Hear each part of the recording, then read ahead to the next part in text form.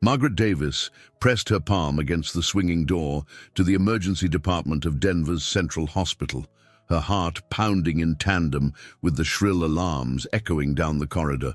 Her dark brown hair, hastily secured in a loose bun at the back of her head, shifted with each purposeful step. Though only 28, her eyes, a striking shade of green, were rimmed with fatigue, testament to countless sleepless nights. At that moment, it seemed as if every bed was occupied, every machine beeping in urgent protest. An ambulance crew rushed in, pushing a gurney bearing a child with a head injury. Almost instantly, Margaret sidestepped to make room, her worn running shoes squeaking on the polished floor. She offered a quick nod to the paramedics before turning to greet the nurse at the triage station. The voices around her merged into a frantic orchestra, doctors barking orders, monitors chiming incessantly, family members begging for news. Yet Margaret navigated the chaos with remarkable calm. "Margaret!" A sharp voice sliced through the cacophony. Dr. Victoria Winters, the head of nursing, stood with her arms crossed, looking every bit the formidable figure that many nurses feared. At 45, Winters was slender and poised, her expression perpetually stern. "I need you at bed 5, now." Margaret's stomach twisted at the cold note in Dr. Winters' tone, but she nodded and dashed off. Bed 5 was occupied by a middle-aged man complaining of intense chest pains. The resident physician fumbled with the IV line, and Margaret stepped in skillfully, securing the needle in one swift motion. Though she did the work with practiced ease, the gesture went unacknowledged. She was used to it by now. Her talent in high-pressure scenarios made her indispensable but, paradoxically, invisible. Moments later, as the crisis began to subside, Margaret joined her friend and fellow nurse Sarah Thompson near the nurses' station. Sarah, 30 and bright-spirited, extended a small cup of coffee in sympathy. "You need a break," she said, half smiling. "Or are you aiming for a record number of back-to-back shifts?" Margaret accepted the coffee with a quiet laugh. "Between my mother's medical expenses and the cost of that experimental medication, I need every overtime shift I can get." She took a sip, relishing the brief warmth, even though the coffee was stale. The responsibility for her mother's treatment weighed on Margaret heavily. Eleanor Davis, 58, was in an advanced stage of multiple sclerosis, requiring round-the-clock care. Margaret was her only child, her sole caretaker. Sarah gave her a look that blended sympathy with concern. "I know, but don't push yourself into an early grave." Before Margaret could respond, Dr. Winters marched by again, scowling as she read a chart. "We don't have time for socializing. Margaret, do an inventory check on incoming supplies. You're the only nurse who hasn't reported on her assigned task this hour." Then, with a dismissive wave, the head nurse disappeared behind a curtain. Margaret exhaled, annoyance sparking briefly inside her. She glanced at Sarah, who rolled her eyes in solidarity. "I'll be quick," Margaret muttered. She crossed the hallway toward the supply room, already composing a mental list of items that were running low. Lately, the hospital had been cutting corners, stricter budgets leading to sporadic shortages of crucial supplies. Though she was no stranger to pushing through adversity, each new obstacle made her job a degree harder. After finishing the inventory, she ran into Dr. Thomas Wilson, a physician in his 60s who had served the hospital for decades. His gentle eyes and grey hair marked him as a comforting presence. "Heard there's talk of a big announcement soon," he remarked quietly. "Rumor is the new owners will impose staffing cuts." "Keep your head up, Margaret." She felt her chest constrict. "Staff cuts," she repeated. "Is this coming from the top?" Dr. Wilson nodded gravely. "Yes. Times are changing around here, and not necessarily for the better." When her shift finally ended, though ended was a relative term in a place that never slept, Margaret walked past the main lobby. On the wall hung an old portrait of Dr. Franklin Richardson, the hospital's founder, his dignified gaze and kindly smile a stark contrast to the mounting bureaucracy. Margaret paused to study the plaque beneath. It spoke of his vision to provide humanized care, a principle that had drawn her to nursing in the first place. She touched the gold frame gently, wondering if that vision still existed or if it had been lost in the shuffle of profit-driven medicine. Weariness overtook her. Tonight, she would go home to tend her mother. Tomorrow, she would return here to do it all again. Yet even through the haze of exhaustion and the looming threat of layoffs, a small flicker of resolve ignited within her. She whispered a silent promise to Dr. Richardson's portrait, a vow that, no matter what changes might come, she would continue to care for every patient as if they were family. She turned away from the portrait, her heart heavy but resolute, and stepped into the cold, pre-dawn air outside, unaware of how drastically her life was about to change. Outside, the biting wind stung Margaret's cheeks. The wan glow of streetlights cast shifting shadows on the fresh layer of snow. She pulled her coat closer, trying not to let the chill seep into her bones. The hospital behind her was a beacon of fluorescent brightness against the dark sky. Usually, she would find solace in seeing it recede in the rearview mirror, an assurance her shift had ended. But tonight, a heaviness lingered, as though an invisible burden clung to her shoulders. Sliding into her aging sedan, she fiddled with the ignition before the engine sputtered to life. The drive home would take her through a quieter stretch of road, one she often used to avoid the city's traffic. Her thoughts drifted to her mother, Eleanor, waiting in that modest house in the suburbs.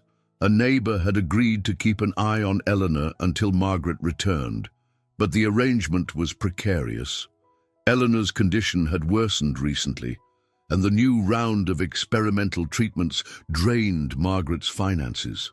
Snowflakes swirled in her headlights as she turned onto the secondary route, a meandering path through semi-rural fields on the outskirts of Denver. She recalled her earliest memories of her mother, a strong-willed nurse, juggling multiple jobs after Margaret's father abandoned them. In those days, Eleanor was unstoppable, walking tall and proud despite life's challenges. Now, multiple sclerosis confined her to a wheelchair, her mind still sharp, but her body betraying her. Margaret often felt a knot of helplessness in her chest. The lull of the engine and the rhythmic swoosh of the wipers were oddly hypnotic. Margaret found her mind returning to the rumors of the hospital's sale. Some said an outside group would take control. Others speculated it was a private investor with big plans. Whichever it was, she sensed change in the air, change that might threaten her job and, by extension, her mother's welfare. As the snowfall thickened, her headlights illuminated a sudden shape at the roadside. A car, hazard lights flashing weakly. It was partially veered off into a shallow ditch, the front smashed against a lone pine tree. Instinctively, Margaret slowed down. For a fleeting moment, her exhaustion whispered a dangerous temptation. Keep driving. Someone else will handle it. You're drained. You deserve a break. But that moment was brief. The nurse in her surged forward, banishing any thought of abandoning a potentially injured driver. She pulled over onto the shoulder, carefully stepping out into the swirling snow. Her breath billowed as she peered into the damaged vehicle. The windshield was cracked like a spider's web, and the driver's side door was wedged against a tree trunk. No movement. Margaret's pulse quickened. She tried her phone. No signal. The road was deserted. She forced the passenger door open, bracing herself against the wind. Inside, she found a man slumped against the steering wheel. He appeared to be in his mid-30s, wearing a dark suit now dusted with glass shards and snowflakes. Blood trickled from a gash on his forehead, and his breath came in shallow spurts. She called out, "Sir, can you hear me?" He did not respond. Urgency coursed through her. Leaning in, she checked his pulse, faint but present. She rummaged in her trunk for the first aid kit she always kept there. Her flashlight beam danced over the scattered shards of glass, revealing the man's pallid face. She cleaned the wound on his head as best she could, applying gauze and pressure to stem the bleeding. His skin was cold to the touch. With no phone service, she had limited options. She glanced at the falling snow, her heart pounding. If she waited for someone else to come by, he might slip deeper into shock or hypothermia. Her mother's face flashed before her eyes, a reminder of how life can turn in an instant. She considered briefly if she could leave him to seek help, maybe drive until she found a signal. Yet the thought of abandoning an injured man alone on this dark road felt unthinkable. Every fiber of her professional training and moral compass insisted she do more. The memory of a past failure tugged at her conscience, a patient lost during her early days of training because she had followed a standard protocol instead of her gut. She promised herself that night she would always trust her instincts. Resolved, Margaret returned to the driver's seat of her own car, positioning it closer to his. Though it was risky to move him without a backboard or additional support, she had no alternative. The storm was intensifying by the minute. Gently, she maneuvered him out of his crashed vehicle and into the passenger seat of hers, wincing as he groaned. She noted his labored breathing, the probable rib fractures, and the faint bruising already forming beneath his dress shirt. As she fastened his seatbelt, Margaret felt an inexplicable tug on her heart. She smoothed the gauze on his forehead once more, whispering words of reassurance he likely could not hear. The wind howled outside, the swirling snow enveloping them. For a split second, an uncanny sense of connection flared between them, as though fate itself had orchestrated this moment. Gripping the steering wheel, she inhaled deeply. She needed to get him to the hospital before it was too late. Margaret's sedan inched through the snowfall, its headlights piercing the swirling darkness. She glanced at the man slumped in the passenger seat. His hair was matted with blood, a stark contrast to his fair complexion. She pressed one hand to his neck to check his pulse again, relieved to find it still there, albeit weak. The cut on his forehead had slowed in bleeding, but his shallow breathing worried her. He likely had more injuries than she could assess in the dim confines of her car. The weight of responsibility pressed down on her, reminiscent of her early days in nursing school when an instructor had told her, "You carry every patient's life in your hands." She had shrugged it off as an idealistic notion back then, but over time, that statement proved devastatingly real. Tonight, on an isolated road outside Denver, she felt it keenly. A soft moan escaped the man's lips. Margaret gripped the wheel tightly, the tension of divided attention unsettling her. Her mind raced through medical possibilities, traumatic brain injury, internal bleeding, rib fractures that could puncture a lung. She needed to keep him conscious, or at least somewhat responsive. "Hey," she said gently, her voice trembling just a bit. "Can you hear me?" His eyelids flickered. For a moment, those blue eyes locked onto hers, glassy with pain and confusion. He tried to speak, but his voice emerged a raw whisper. "Where?" "You're in my car. We're heading to Central Hospital," she answered, trying to keep her tone steady. "I'm a nurse. My name is Margaret." A faint line creased his brow, as though he were struggling to piece things together. "Car. Slipped," he mumbled. His eyelids fluttered shut. Alarm shot through her. "Stay with me," she urged. "What's your name?" She needed him awake, needed to gauge the extent of his injuries. For several beats, there was only the muffled roar of the heater and the rhythmic squeak of the windshield wipers. Then he took a shallow breath. "Jonathan," he managed, before drifting into a half-conscious stupor. Margaret felt a spark of relief simply knowing his name. "Jonathan," she repeated quietly, glancing at him again as she navigated the slick road. "I won't let anything happen to you." Outside, the blizzard intensified, the wind buffeting the car. She recalled the weather report's warning of a sudden cold front. If not for that, she might have been home already, tending to her mother. Guilt simmered beneath her resolve. Eleanor would be alone longer than usual. Yet, leaving Jonathan behind in such a state was never an option. She checked her phone again. No signal. The nearest hospital was central, still several miles away. The swirling snow made it difficult to see more than a few feet ahead. Anxiety gnawed at her. Could she make it there in time? Would her car even make it?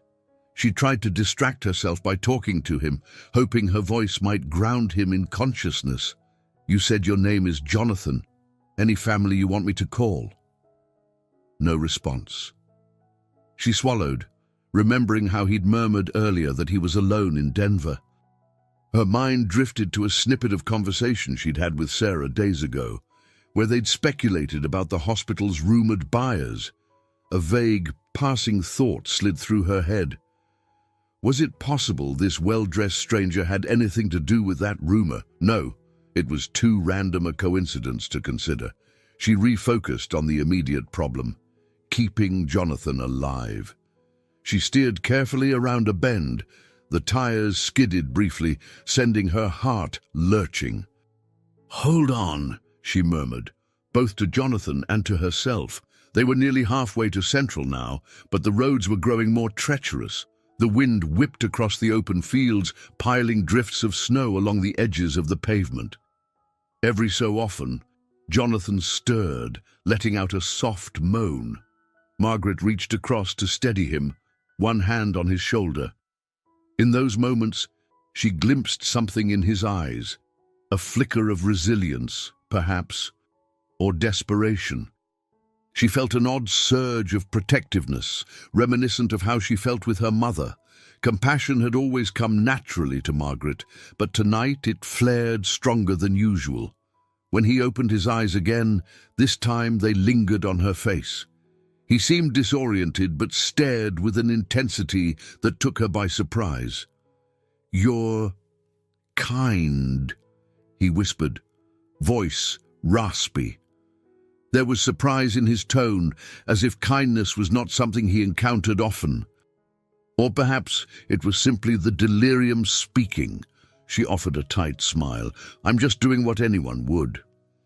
But inside, she knew that wasn't entirely true. Her nurse's heart wouldn't permit her to drive by. Even when her own life was complicated, caring for others was ingrained in her soul. Eventually, the faint glow of city lights came into view. Relief flooded her senses. She pressed the accelerator gently, mindful of icy patches.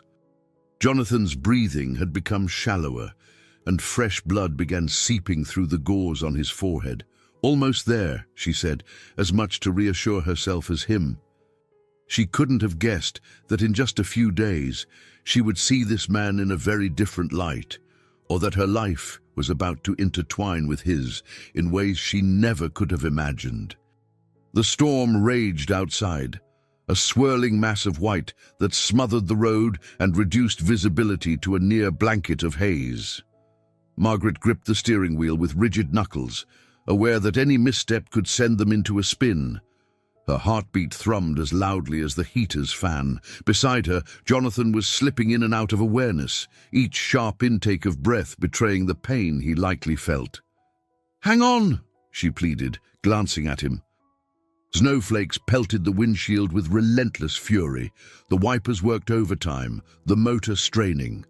She recognized the roads leading back to the city, a faint sense of relief stirring. Yet her car struggled on the uphill stretches, the engine whining. Jonathan moaned, startling her. His eyelids fluttered open briefly, and a fleeting moment of clarity crossed his features.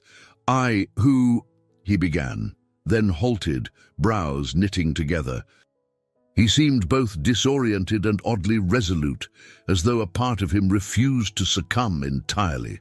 "It's okay," Margaret assured him. "We're heading to Central Hospital. Just stay still."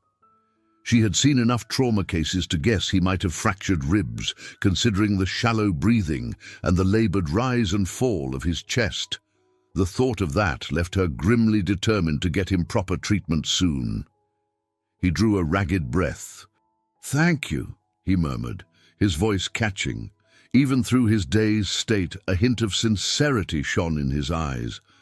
Margaret felt that gentle tug in her chest again, an unfamiliar pull that went beyond routine patient care. He was, in every sense, a stranger.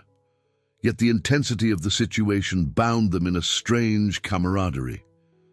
Suddenly, the car lurched.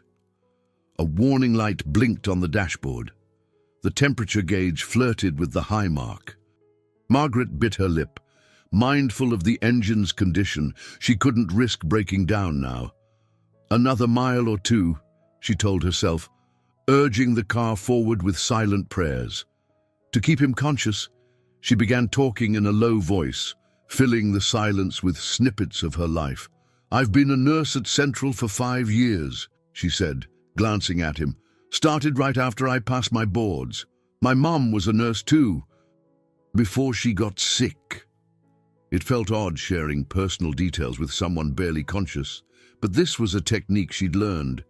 Keep the patient's mind engaged, even if they couldn't fully respond. Jonathan's mouth twitched as though he wanted to speak. She slowed the car to navigate a patch of black ice, feeling the tires slip momentarily. A wave of panic shot through her. She tapped the brakes gently, then regained traction.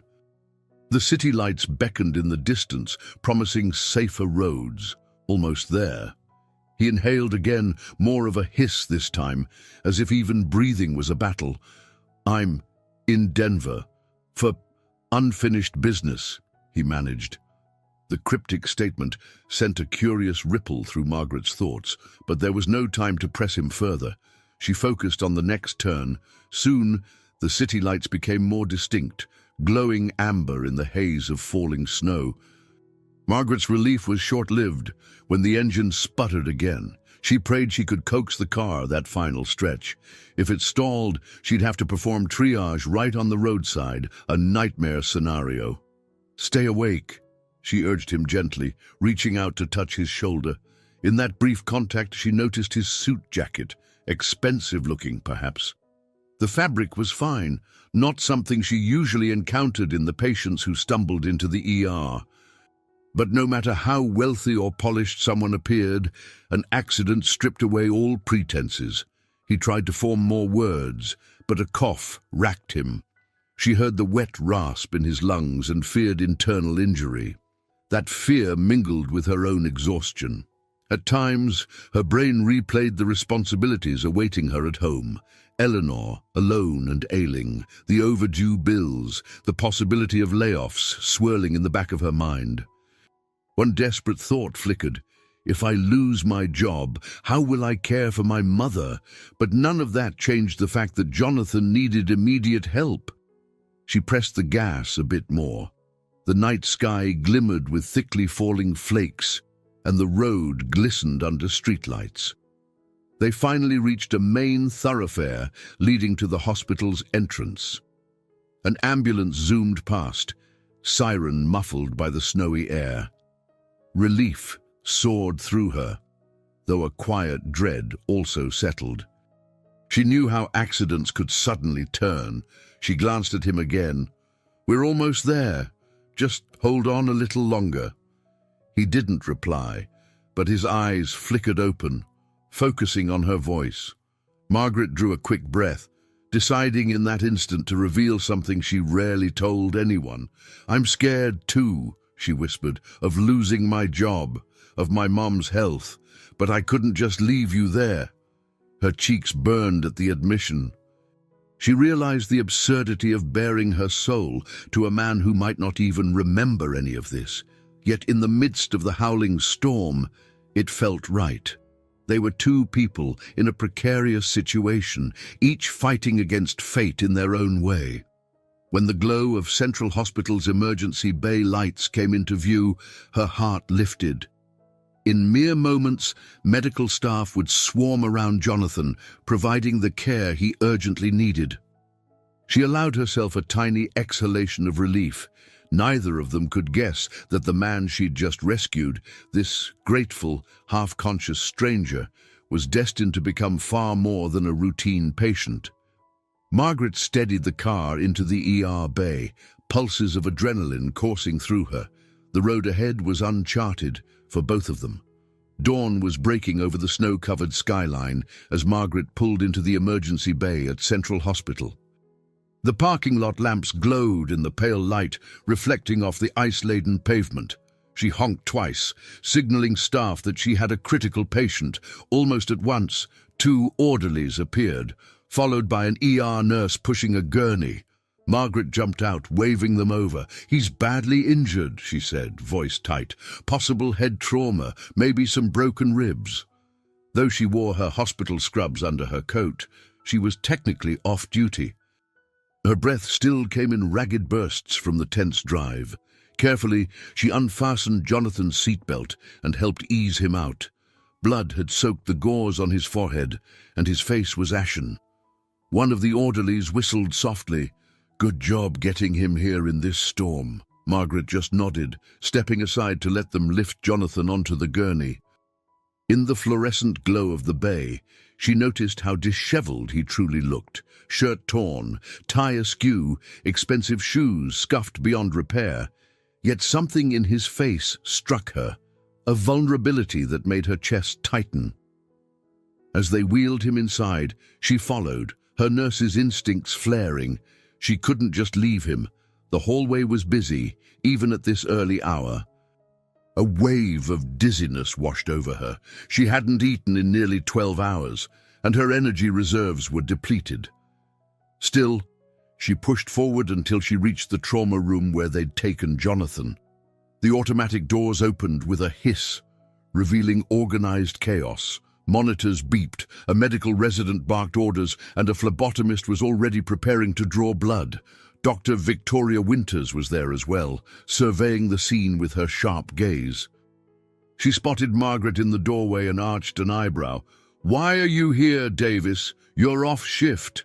Margaret swallowed hard. "I found him in an accident on my way home. There was no ambulance available, so I brought him in myself." Dr. Winters's lips thinned. "Well, we'll take it from here." There was no warmth in her voice, just measured efficiency. She turned to the resident. "Page neurosurgery. Check for a concussion or worse. Chest X-ray to rule out rib fractures and pneumothorax." Her commands were rapid, precise. Margaret lingered near the threshold, torn. She knew she should go check on her mother, who might be worried. But part of her refused to leave without ensuring Jonathan was stable. Sarah, her friend and fellow nurse, brushed past, carrying supplies. "Hey, what are you doing here?" Sarah whispered. "You're supposed to be home by now." Margaret offered a half-smile. "I found this patient on the road." Sarah glanced at Jonathan, then raised an eyebrow at Margaret. "You look exhausted. Why don't you grab a coffee and see if someone can cover for your next shift?" Margaret exhaled, bracing her forehead with one hand. She realized she was trembling slightly, adrenaline still coursing through her veins. The idea of a warm coffee sounded heavenly, but she shook her head. "I just want to be sure he's okay." From within the room, Dr. Winters's voice echoed sharply. "Can I get some help in here, please?" The nurse assigned to the trauma bay had her hands full adjusting equipment. Margaret seized the opportunity, stepping in to assist. She deftly held Jonathan's arm while the phlebotomist prepped a vein for drawing blood. His eyes were half open, glazed with pain. He didn't seem to recognize her in the swirl of activity. For a split second, Margaret wondered if he remembered the drive, the conversation, her confessions. She felt a pang of awkwardness, uncertain if she wanted him to recall her emotional admission. But seeing him in this condition reminded her that his well-being mattered more than her own momentary discomfort. After they stabilized him, Dr. Winters gave Margaret a once-over, perhaps noticing her haggard appearance for the first time. "This isn't your case, Davis. Clock out and go home. You're already running on fumes." Margaret's shoulders sagged. She knew Winters was right about her exhaustion, though the delivery felt as cold as ever. Reluctantly, she stepped back. As she did, Sarah placed a reassuring hand on her shoulder. "I'll keep an eye on him and text you any updates," she whispered. Feeling a measure of relief, Margaret nodded. On her way out of the trauma room, her gaze fell on a chair where she'd dropped her woolen scarf. She picked it up, then paused. In the rush, she had inadvertently left it behind. Her fingertips lingered on the soft fabric. Somehow, it felt like a faint thread connecting her to Jonathan. Her cheeks warmed at the thought. Shaking off the sentimentality, she tucked the scarf into her coat pocket. Moments later, her phone buzzed with a call from her neighbor. She slid into an empty corridor to answer, heart pounding at the clipped tone on the other end. "Margaret," the voice said, "your mom had a rough night. You need to come quickly." Guilt swelled in Margaret's chest. She ended the call with a murmured thanks, then turned one last time toward the trauma room. Beyond the glass doors, she saw doctors and nurses bustling around Jonathan, hooking up monitors and preparing him for scans. Sarah caught her eye and nodded, as if to say, "I've got this." Margaret closed her eyes briefly. She was torn between two worlds, her ailing mother at home and the hospital that demanded so much of her heart. With the first rays of the winter sun breaking through the windows, she stepped into the icy air outside, bracing herself for the next challenge. Something deep within told her that this night, despite its exhaustion and worry, signaled a profound shift she could not yet name. A week slipped by like a slow current, carrying Margaret through her usual routines, juggling long shifts at Denver's Central Hospital, returning home to tend to her mother, and catching snatches of sleep wherever she could. Yet beneath that surface regularity, thoughts of the stranger named Jonathan never left her. She found herself recalling little details from the night of the accident, the determination in his eyes, his faint gratitude when he managed to whisper a thank you. More than once, she nearly asked Dr. Winters for an update on the patient from last week, but each time she held back. The last thing she wanted was to stoke rumors that she was unprofessionally attached to a case. At home, the Davis household was a cozy but modest space set in a suburban Denver neighborhood dotted with snow-laden pines. Eleanor Davis, now 58, occupied a cushioned recliner near the living room window.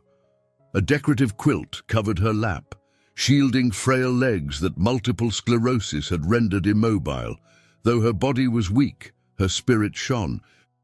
Her hazel eyes sparkled with the same warmth Margaret remembered from childhood, even as pain etched new lines across her face.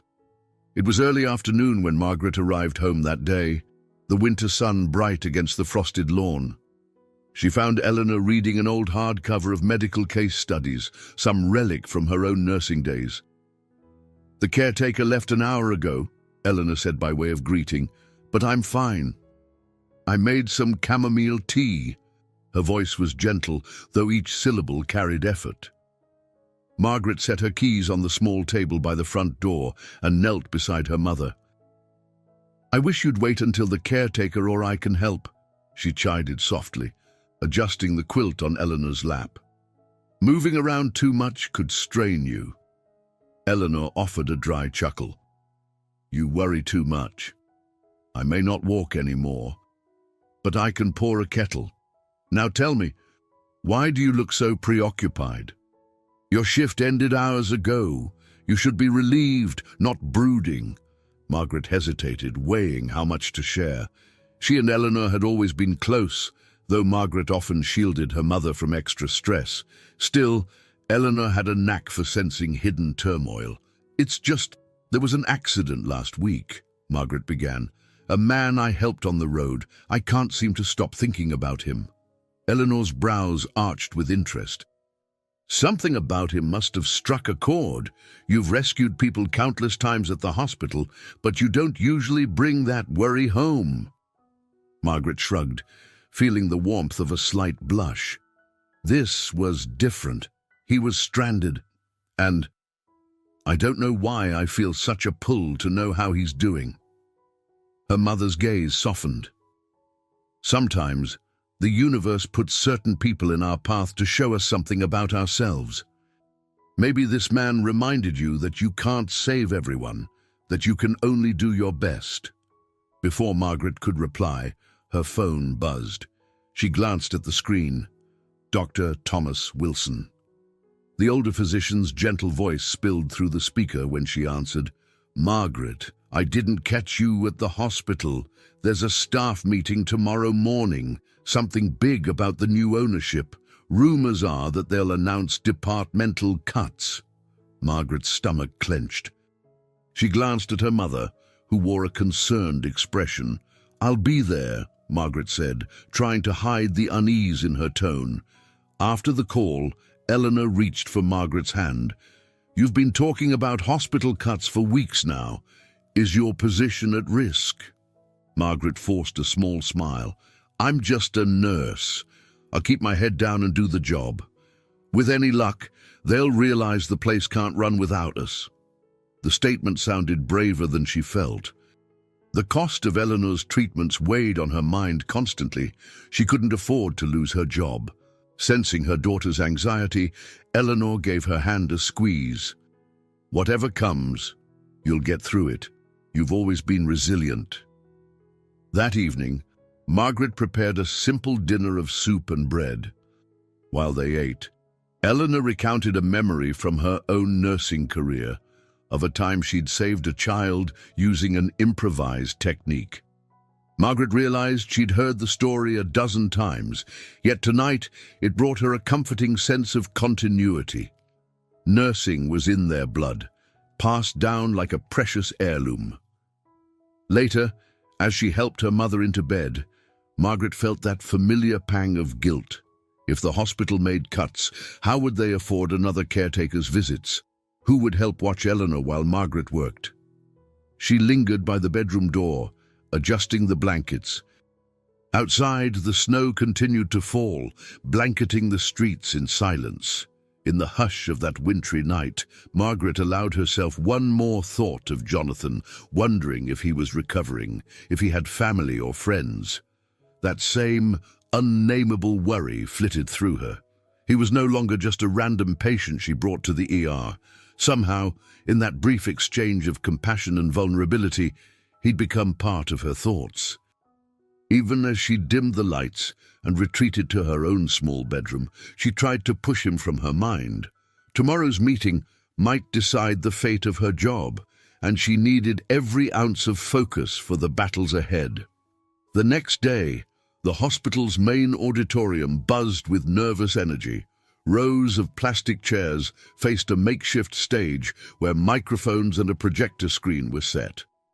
Doctors, nurses, administrative staff, everyone had been summoned to hear the new owner's grand plan.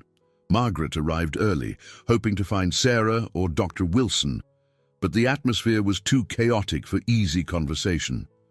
People clustered in small groups, hushed voices sharing rumors of sweeping changes, potential layoffs, and restructured departments. Spotting an empty seat near the aisle, Margaret slipped in quietly. Sarah soon arrived, looking harried. "So many rumors. I don't know what to believe," Sarah whispered, taking the seat beside Margaret. "Some say an entire wing might be shut down. Others say they'll slash nurse positions.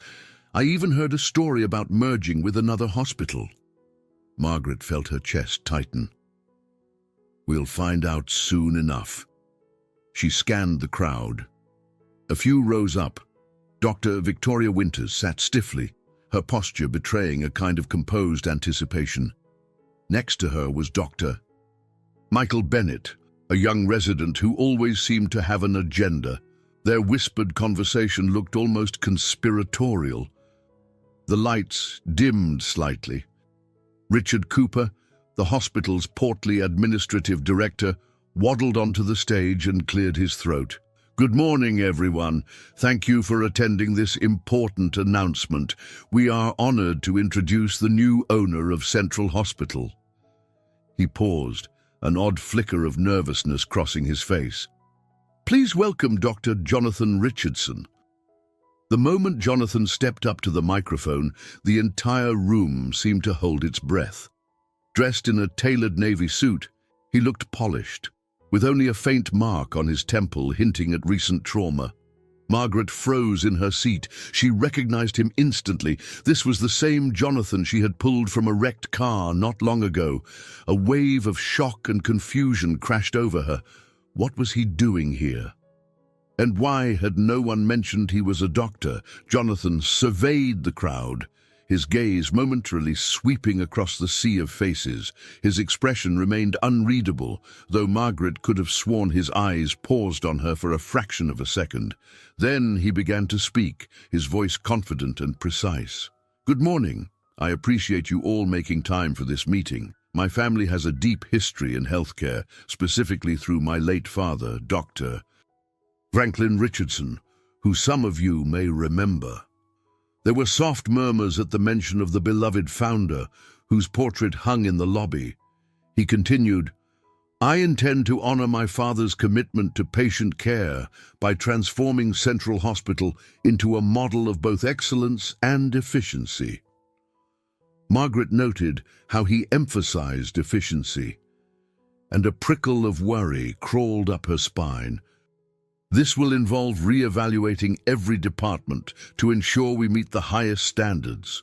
We have plans to optimize resource allocation, adopt modern technology, and streamline our protocols." At the word streamline, a collective unease spread through the crowd. Streamlining often meant cuts. It meant viewing staff as numbers rather than people. Jonathan pressed on, describing data-driven approaches, performance reviews, and partnerships with private investors. Margaret's heart thumped harder with each carefully chosen term. By the time he finished, the auditorium felt heavy with tension. Richard Cooper returned to the mic. "We'll distribute information packets outlining these restructuring plans. Please note that the first phase involves comprehensive evaluations of all staff. We appreciate your cooperation." The silence that followed was punctuated by low murmurs. Margaret risked a glance at Sarah, who looked equally stunned. A part of Margaret bristled at the idea that the man whose life she had saved would now threaten her livelihood. She felt an undercurrent of betrayal, though logically, she knew he owed her nothing. As Jonathan descended the stage, Margaret couldn't tear her eyes away. Dr. Winters and Dr. Bennett flocked to him immediately, each vying for attention. Jonathan kept his demeanor calm and formal, answering their questions. Then for a split second, he glanced across the room directly at Margaret. Their eyes locked. In that flicker of connection, there was recognition, though it was swiftly buried under an impassive expression. He gave the faintest nod before turning away. Margaret's throat felt dry. She stood, hoping to disappear with the exiting crowd, but her feet seemed rooted. Everything felt surreal, as if she were watching events unfold from a distance. Sarah gently touched her arm. "Let's get out of here," she whispered. "We'll figure out a plan." Margaret nodded numbly. She followed Sarah into the corridor, her mind a whirl of questions. How could the man she rescued be the new owner? What would his leadership mean for the emergency department, for the staff, especially for someone like Margaret, who relied on every hour of pay to keep her mother's treatments going? In that moment, she felt a profound sense of uncertainty. The corridors of Central Hospital, once so familiar, suddenly seemed foreign. The floors gleamed too brightly under fluorescent lights, and the buzz of co-workers felt distant. She inhaled, trying to steady herself. Just a week ago, Jonathan had been an anonymous patient in dire need. Now he stood at the helm of the hospital's future. The irony wasn't lost on her. The man she had fought so hard to save might be the same man to upend her entire world. The morning after Jonathan Richardson's announcement felt like a new era had dawned at Central Hospital. Everywhere Margaret turned, she saw signs of consultants with clipboards, wearing crisp shirts and polite yet distant smiles. They timed patient intake, inquired about staff break schedules, and asked pointed questions regarding efficiency metrics. It was as if the soul of the hospital was under clinical examination. Margaret found herself at the nurses' station, scanning a line of patients' charts and noting changes. "They're reorganizing the triage system," Sarah murmured beside her. "I overheard the consultant saying we don't follow a strict enough protocol for admitting new arrivals." Margaret frowned. "We're not dealing with a factory line here. We treat human beings. Sometimes the strict protocol doesn't account for urgent anomalies." Sarah shrugged, tension evident in her eyes. "Tell that to the suits." As if on cue, Jonathan appeared at the far end of the corridor. Walking alongside him was Dr. Winters, looking quite pleased, and two consultants briskly taking notes. Margaret's heart stumbled. She remembered the prior night vividly, him lying injured and vulnerable in her car. Now he was every inch the composed executive, crisp suit and all. Their group approached the nursing station. Jonathan paused to greet several staff members, offering a brief, polite smile. Dr. Winters introduced him to a few nurses who had not yet met him formally. When she got to Margaret, Jonathan's expression shifted almost imperceptibly. For a split second, his cool demeanor wavered. "This is Nurse Davis," Dr. Winters said in her clipped tone. "One of our more involved staff members." The subtle barb in her voice wasn't lost on Margaret. Jonathan extended his hand in a formal gesture. "Nurse Davis, a pleasure to make your acquaintance," he said, as though they were strangers meeting for the first time. Her pulse quickened in surprise. She took his hand out of sheer reflex, feeling the faint firmness of his grip. She had expected some acknowledgement of their shared ordeal, but he offered none. Instead, his gaze flicked to her ID badge and then returned to her face with professional detachment. "Thank you for your dedication to our patients. I hope we'll count on your cooperation during this transitional period." Margaret swallowed an unexpected lump in her throat. "Of course," she replied, forcing an equally professional nod. The moment felt disorienting. Was this the same man who'd whispered, "You're kind," through cracked lips? Dr. Winters guided Jonathan onward. The consultants followed, scribbling notes. Margaret's cheeks burned with confusion and a touch of hurt. She turned back to her station, forcing her attention on a patient file. Beside her, Sarah shot her a sympathetic glance. Later that day, a major incident tested the new protocols.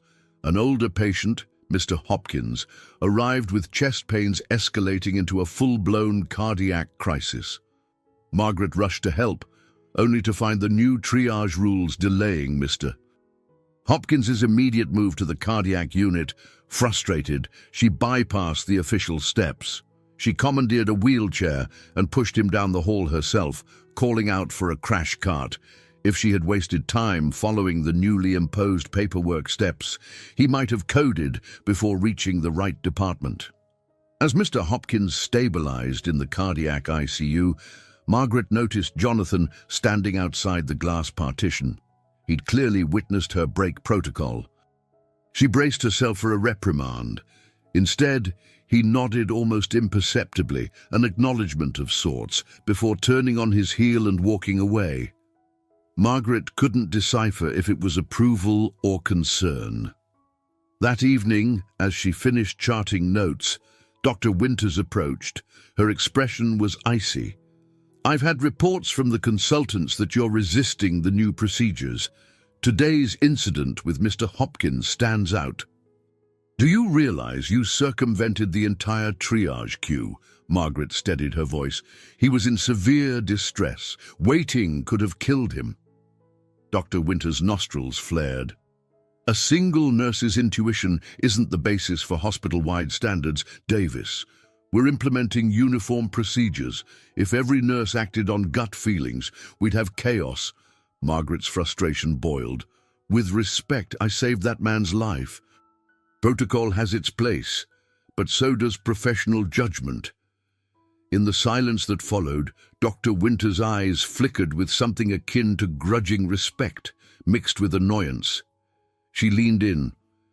You've always been talented, Davis, but if you keep defying the system, you'll lose any chance of job security here. When the older woman stalked away, Margaret felt her throat tighten. She glanced around the ward, at the new consultants with their watchful stares. It seemed every kind gesture or medical decision was now measured by how well it fit the data. The heartfelt, human side of nursing, the side she loved, felt increasingly overlooked. In its place, a sterile efficiency threatened to prevail. Yet, the moment she recalled Jonathan's faint nod outside the ICU, her chest constricted with uncertainty. Was he silently approving her actions? Or was he simply cataloguing one more example of staff non-compliance to address later? She remembered how, in his dazed state, he had shown her gratitude and warmth. Now he stood as the architect of these sweeping changes. Returning her attention to the nurses' station, Margaret resolved to keep practicing medicine with the compassion she believed in. She couldn't simply discard the very qualities that had driven her to nursing in the first place. But how long would it be before a conflict with the new administration jeopardized her future at Central Hospital? The question gnawed at her, an unsettling awareness that these were new territories and the rules were still being written.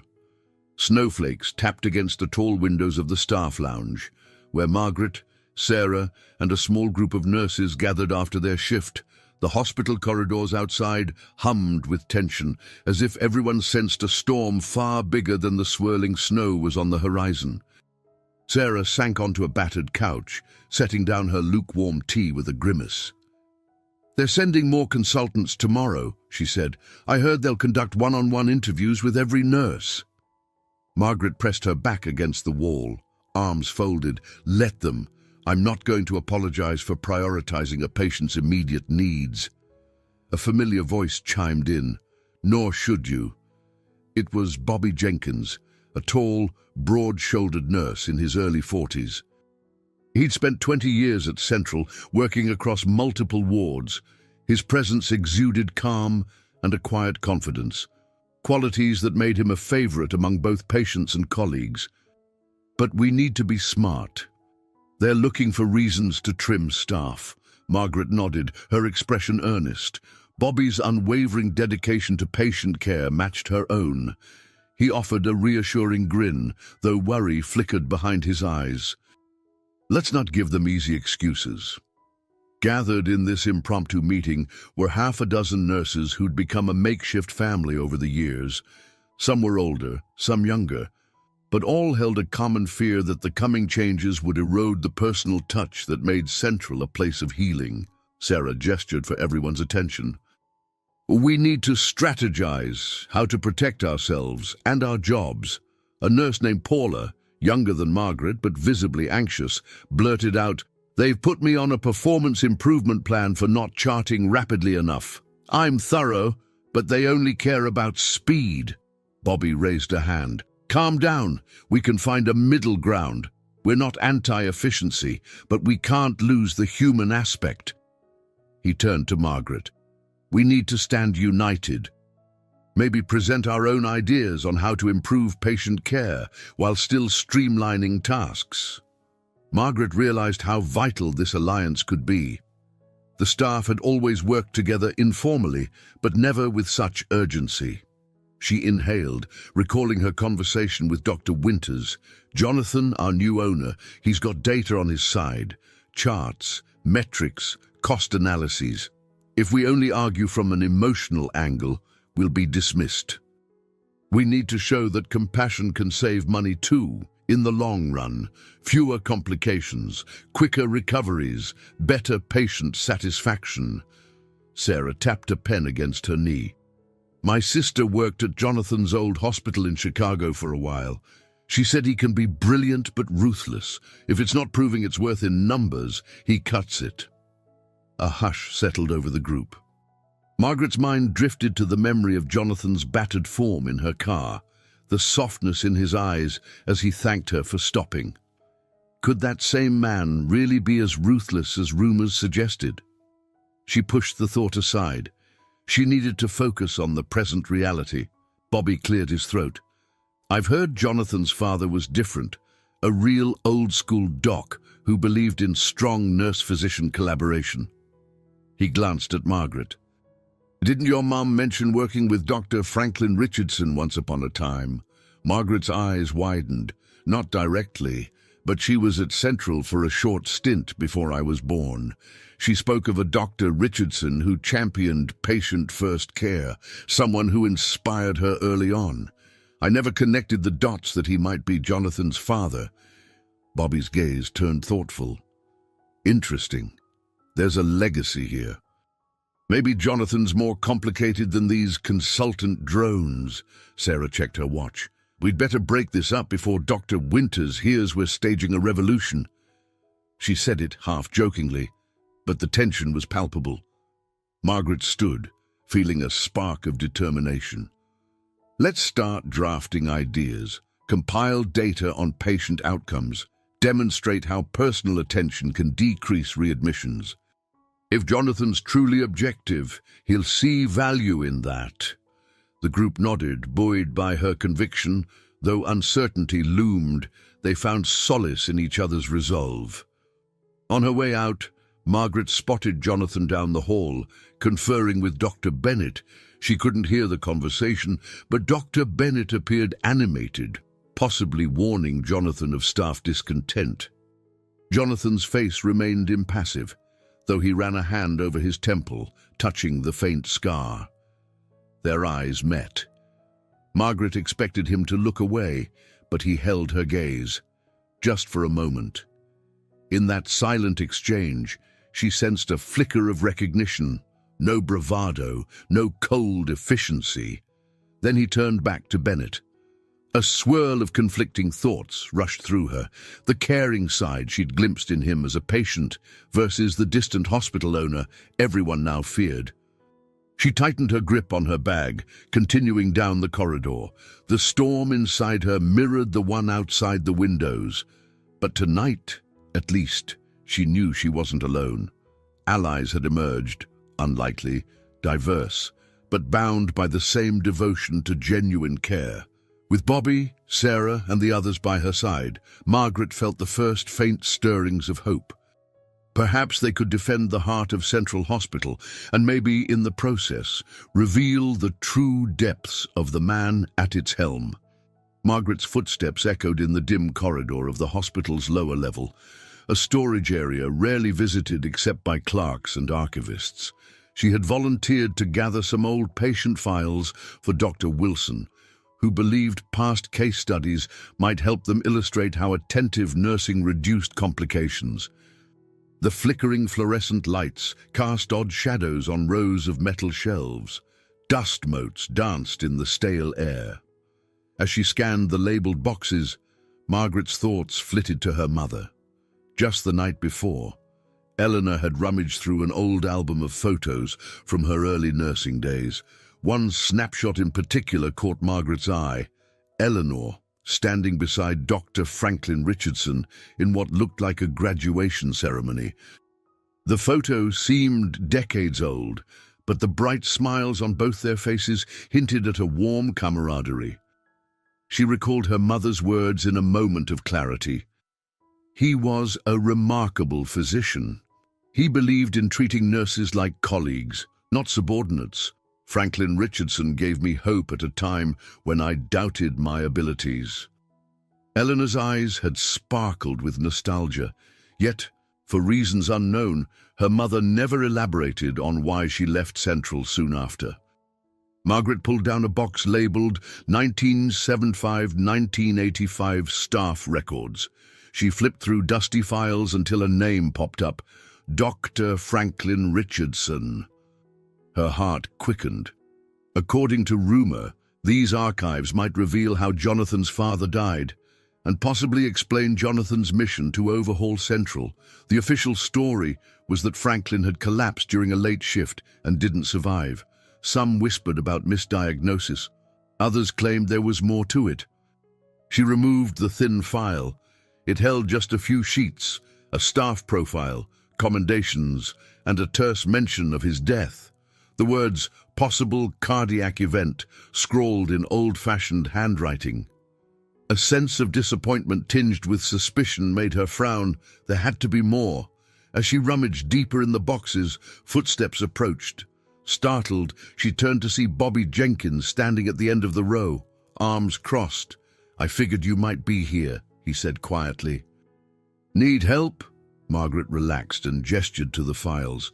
"I'm looking for references to Dr. Franklin Richardson. Something feels hidden." She briefly explained her mother's connection and her own curiosity. Bobby nodded. "I spent time in this basement when I first started, organizing older records. Let's check the microfilm cabinets for any additional notes. Sometimes documents got archived there." Within minutes, they stood before a bulky microfilm viewer. Bobby powered it on, and Margaret began scrolling through entries from the early 1980s.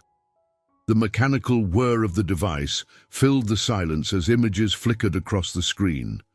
Patient logs, memos, incident reports. Eventually, Bobby spotted something labeled Incident Dr. Franklin Richardson, Night of Fatal Collapse. But just as they tried to open the file, the reel appeared incomplete. Margaret exhaled in frustration. "Looks like it was removed." Bobby frowned. "Or intentionally misplaced. People said Dr. Richardson was uncovering questionable practices in the administration. If so, records could have been destroyed or locked away." They shared a worried glance. Before either could speak, the loud ring of Margaret's phone startled them. She scrambled to answer. "Hello!" It was Sarah, her voice agitated. "Margaret, you need to get upstairs. They're rolling out the first staff reduction list. 5 names are already posted on the break room board." Margaret felt her chest tighten. "I'll be right there." She hung up, turned to Bobby. "We have to go. We'll continue this later." They hurried back to the elevator. As the doors slid shut, Margaret's mind whirled. If Jonathan's father truly discovered wrongdoing at Central, Jonathan's abrupt reappearance could be more than a business venture. Was he here to avenge his father's death or to redeem the hospital's name? And who else might be implicated? Upstairs, the mood was tense. Staff members clustered near a corkboard in the break room, where a typed list of names hung. Bobby leaned over Margaret's shoulder. "Oh no," he whispered, spotting a fellow nurse from their circle, Maria Alvarez, listed for immediate transfer to a less staffed clinic. Another nurse faced outright termination. Margaret's heart pounded as she scanned the paper. A wave of relief hit when she didn't see her name, but fear gnawed at her. This was only the beginning. Jonathan's administrative measures had teeth, and they were drawing blood. She clenched her fists. If they were willing to cut valued nurses so easily, who would be next? Stepping away from the crowd, Margaret caught a glimpse of Jonathan down the hall, speaking to Dr. Winters in hushed tones. Though she couldn't hear their words, the stern set of his jaw and her pointed gestures betrayed tension. Part of her longed to confront him, to ask why he was dismantling the team she cared about. But the gravity of his authority and the hint of an unseen agenda made her hesitate. Instead, she turned her thoughts back to the half-found records about Franklin Richardson. Margaret sensed a puzzle piece was missing, something that could unravel the secrets overshadowing Central. The stakes were mounting, and each passing day blurred the line between personal vendetta and the hospital's uncertain future. She resolved to keep digging, no matter the risk. Tension crackled in Jonathan Richardson's office, a stark contrast to the polished decor. The blinds were half drawn, casting thin stripes of winter sunlight across the desk. On it, a series of spreadsheets and personnel files lay open, evidence of the hospital's ongoing restructuring.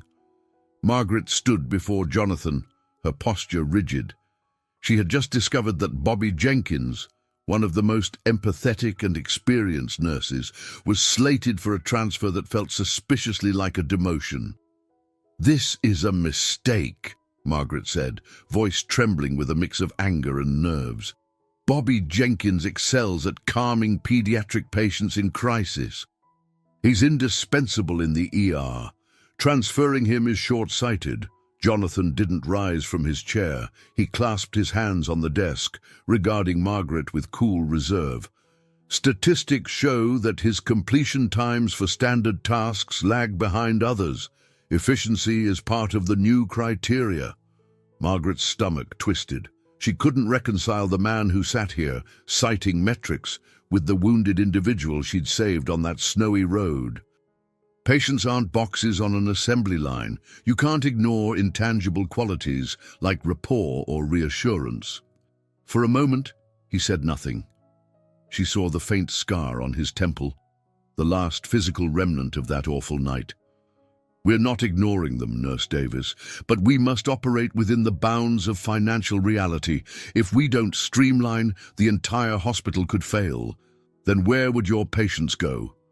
She took a step forward, adrenaline surging. "Maybe your father's legacy includes a better way. Dr. Franklin Richardson believed in putting patient welfare above all else." Her voice wavered slightly at the bold mention of his father, but she pressed on. "Wasn't that his philosophy when he founded Central?"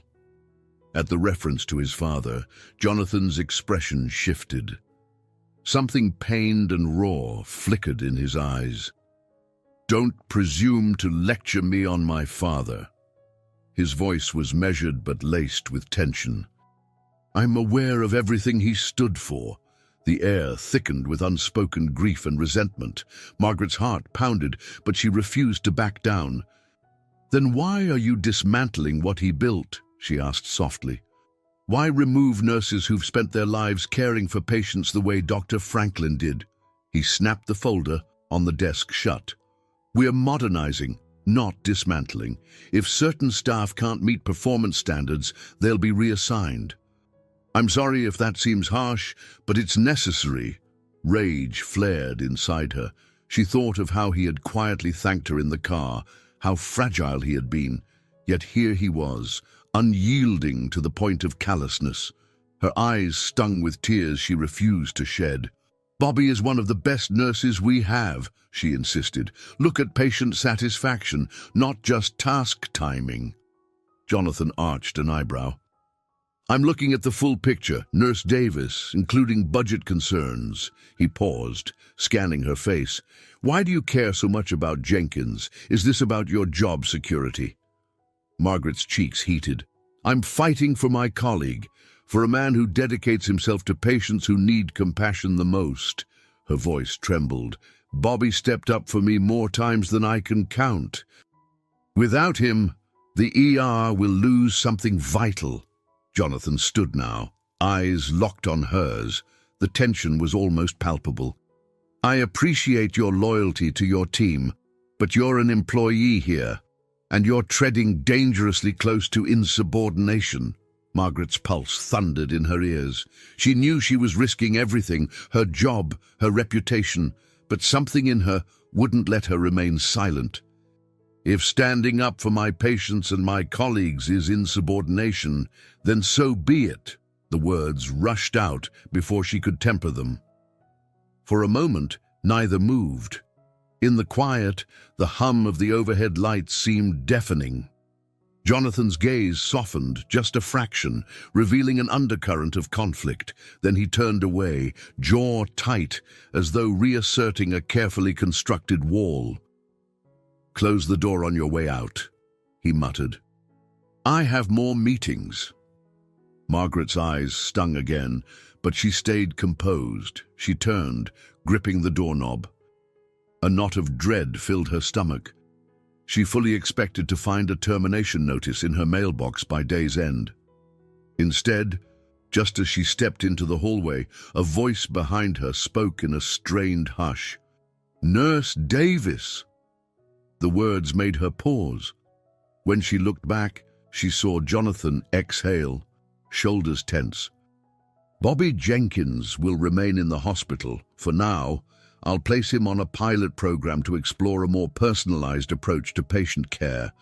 But this is a trial, and it doesn't absolve him from meeting our standards." Her heart fluttered with cautious relief. "Thank you," she said quietly. It wasn't a victory, not exactly, but it was a concession she hadn't expected. She offered a small nod and left, the door shutting behind her with a gentle click. "Doctor." Winters was down the hall, observing from a distance with a thin-lipped smile. Margaret felt the weight of the woman's judgment, but ignored it, hurrying past. Bobby deserved the news first. He was safe, at least for the moment.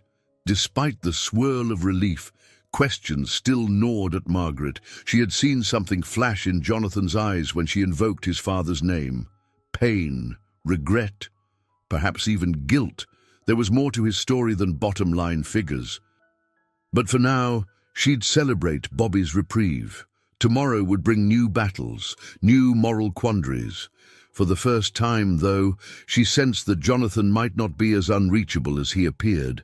Underneath that corporate veneer might lie the wounded soul she had encountered on that stormy road, and the key to saving the hospital she loved.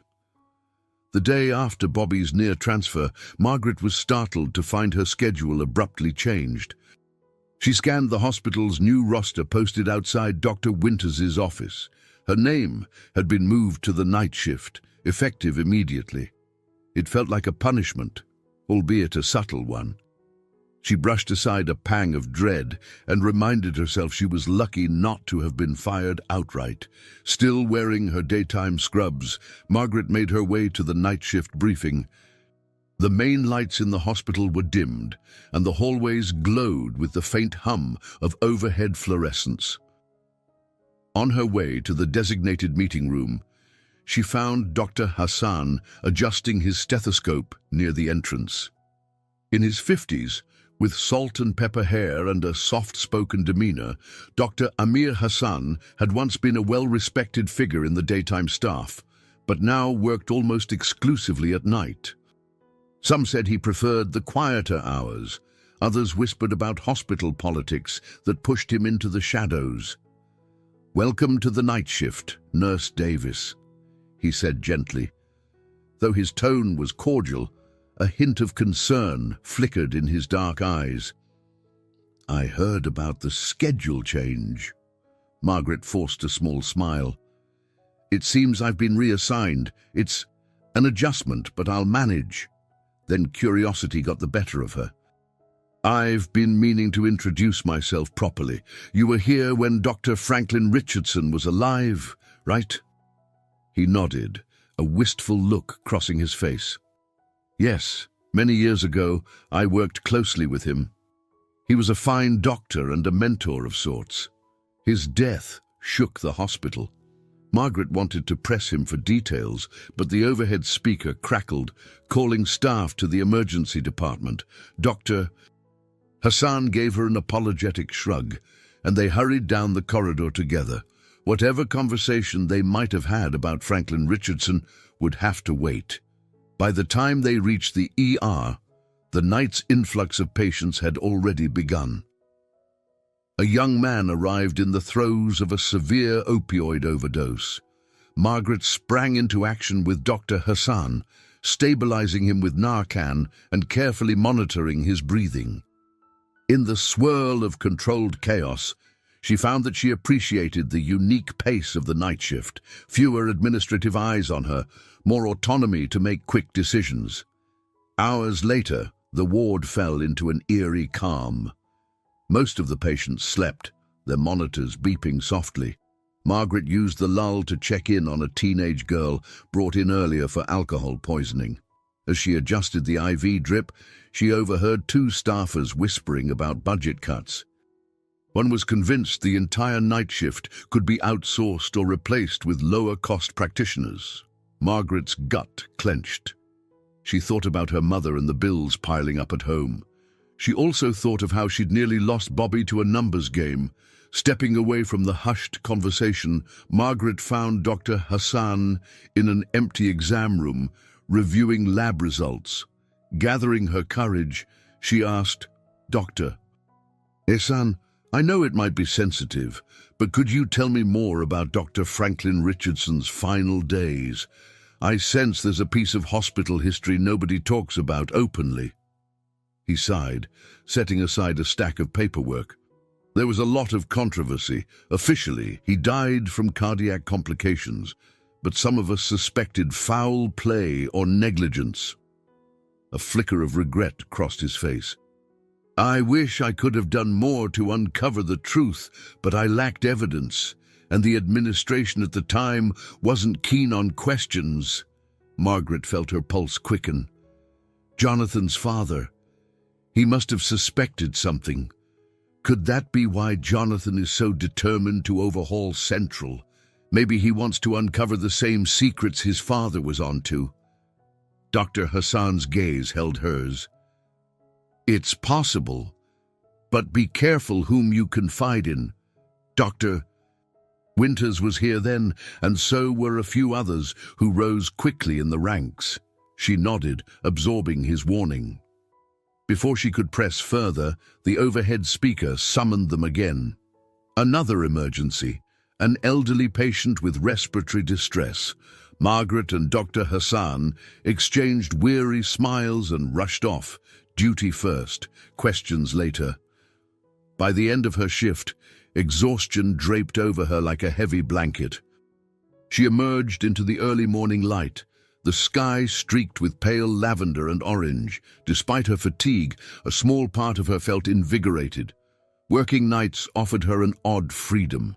Fewer prying consultants, more time to notice gaps in the hospital's protocols. It also brought her closer to people like Dr. Hassan, who seemed to guard forgotten truths. She drove home with a swirl of new questions in her mind. If Franklin Richardson had stumbled upon wrongdoing at Central, who stood to gain from his silence, and how far would they go to keep old secrets buried? Parked in her small driveway, she gazed at the house where her mother waited. The wind whispered through the pines, as if urging her onward. She turned off the car engine, determined. If shifting to nights was meant to sideline her, it might end up doing the opposite, fanning her resolve to unearth whatever had been concealed in these corridors for too long. On her second night in the revised schedule, Margaret found the hospital halls quieter than usual. The admissions were fewer, and a hush settled across the ER after midnight. It was the perfect moment for her to slip away to the basement archives, a dimly lit warren of file cabinets and computer terminals. Dr. Hassan's mention of possible foul play around Franklin Richardson's death had ignited her curiosity anew. If something had indeed been covered up, perhaps the clue lay in older records or a special file that never saw the light of day. She recalled rumors of an Archivo 23, though whether it was an actual label or just whispered code, she couldn't be certain.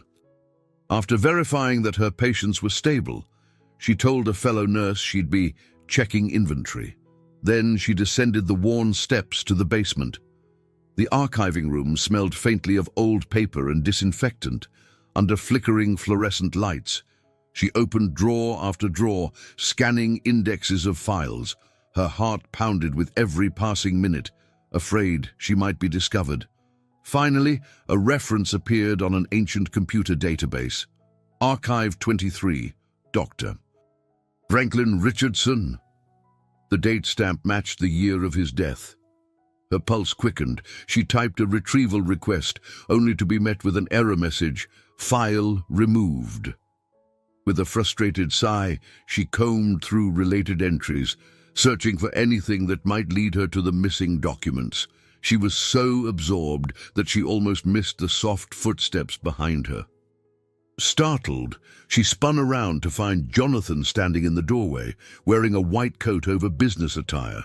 It was a jarring sight. He looked every bit the doctor, not the corporate magnate she'd grown used to. "Working late?" he asked, his tone unreadable. Margaret's cheeks flushed. I was updating patient charts," she lied, hastily closing the computer window. He stepped forward, eyes traveling over the dusty shelves. "I remember these archives. My father used to store copies of his research here, didn't think anyone came down anymore." He glanced at her suspiciously. "Are you looking for something in particular?" Her heart thudded.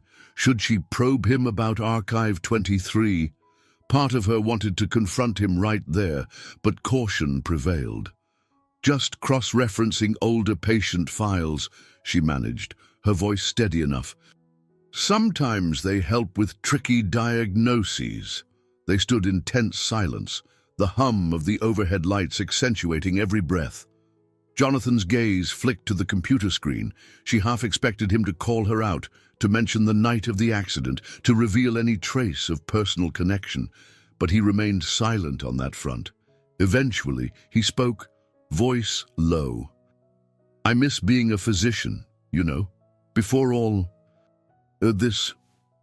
He gestured vaguely, as though the responsibilities of ownership weighed on him.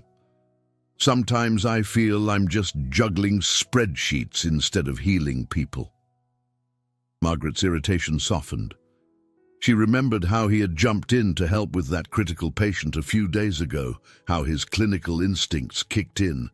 "You can still be both," she offered tentatively, "a good doctor and a good administrator." He huffed a humorless laugh. "Let's just say I'm trying to reconcile the two." Then his expression shifted. "I heard you saved an overdose patient last night with unorthodox measures. Narcan was administered sooner than protocol recommended." She stiffened. Was she in trouble again? Time was of the essence. He was fading, and waiting for a senior physician to sign off would have cost minutes he didn't have. Jonathan hesitated. She braced herself for a reprimand. But instead, he gave a small nod of approval.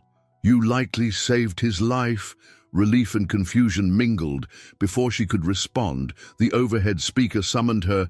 "Nurse Davis to ER, Nurse Davis to ER, please."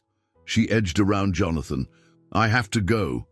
As she slipped past him, he touched her arm lightly, so briefly she almost thought she'd imagined it. "Margaret," he murmured, using her first name for the first time in weeks. Their eyes locked. She felt a rush of warmth, the same strange pull she'd experienced on that snowy road. But then the moment evaporated. She nodded and darted out, footsteps echoing in the corridor.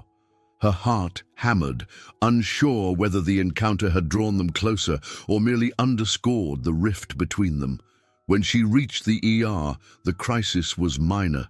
A child with a high fever, routine care. Still, her thoughts drifted back to Archive 23 and Jonathan's appearance in the basement.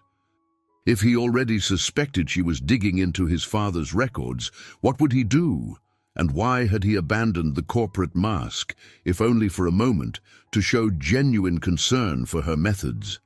At dawn, she left the hospital exhausted, the city drenched in soft pink light. Though her search for Archive 23 was stymied, she felt a sense of quiet determination. Jonathan's mixed signals only fueled her resolve. Something significant was hidden in the hospital's past, and it might be the key to understanding both father and son, two doctors with vastly different faces, yet perhaps the same heartbeat that once guided Central Hospital toward compassionate care.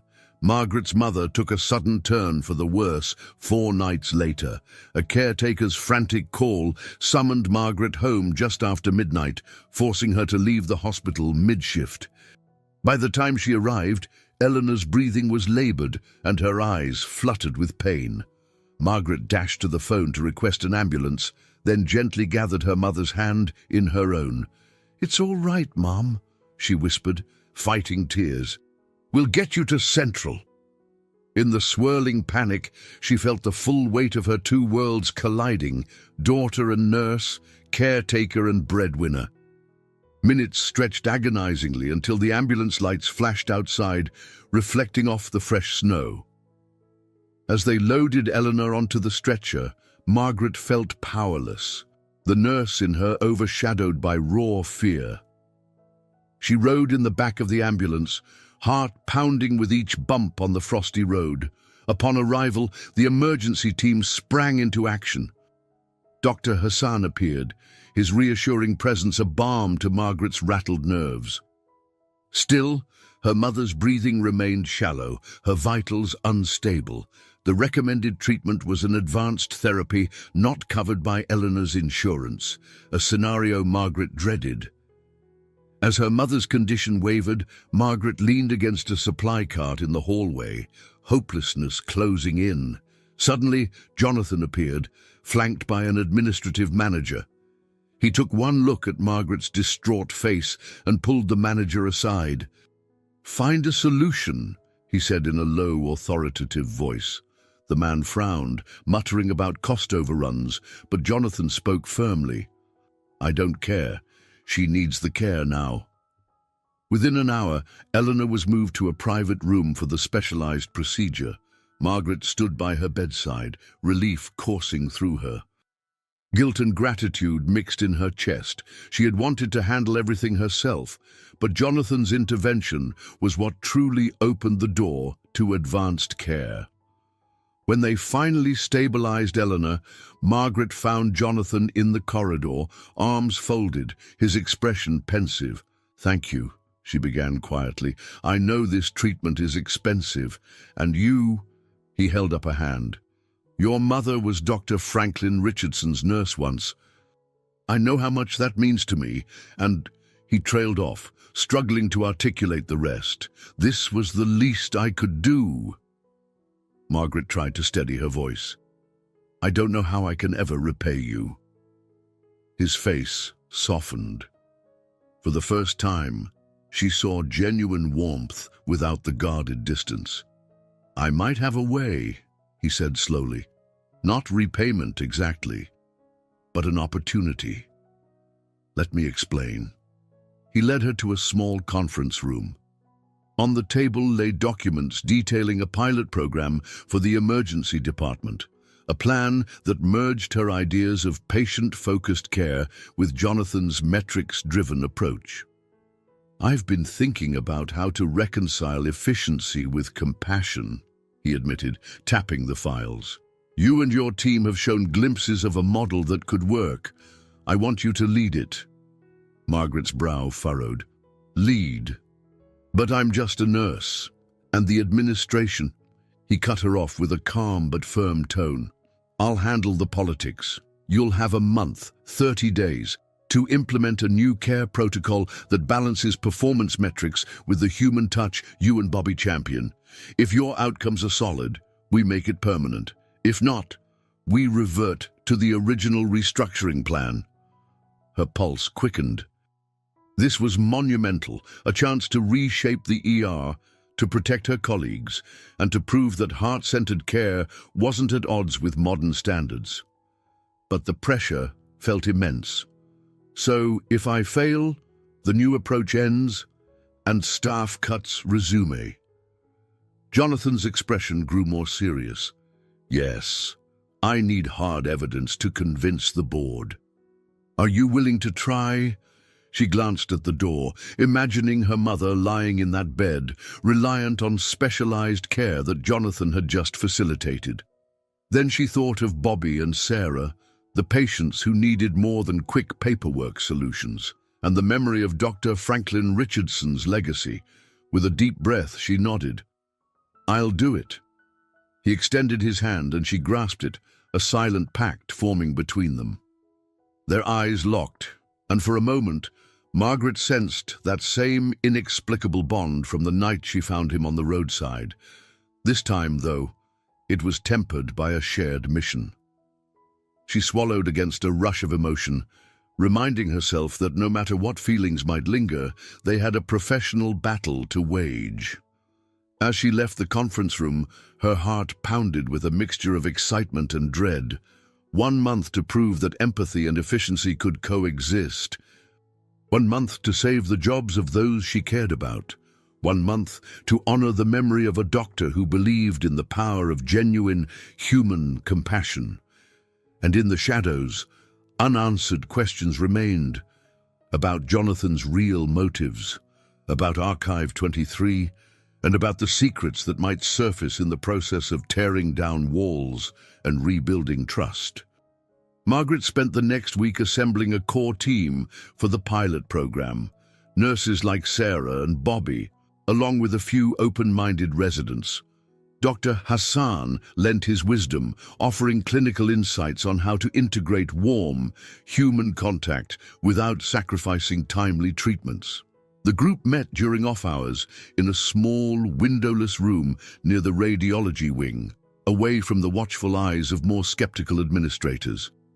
Late one night, Margaret stayed behind after their meeting, updating documents for the program's first official rollout.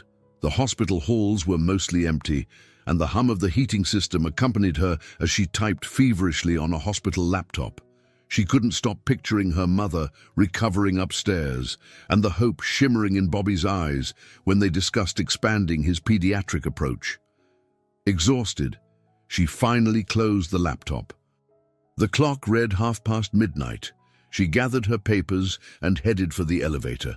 As the doors slid open on a dimly lit corridor of the administrative wing, she nearly collided with Jonathan, who was exiting his office, jacket draped over his arm.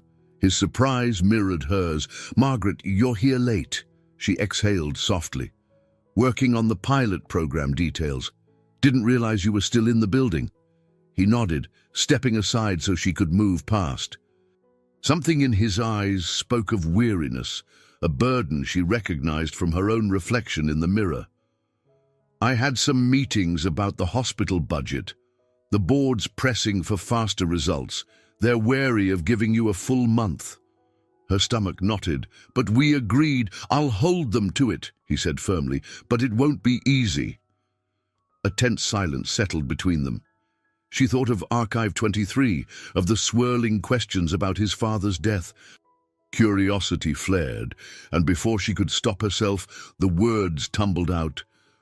"Jonathan, do you know anything about a missing file, something your father might have kept in the archives?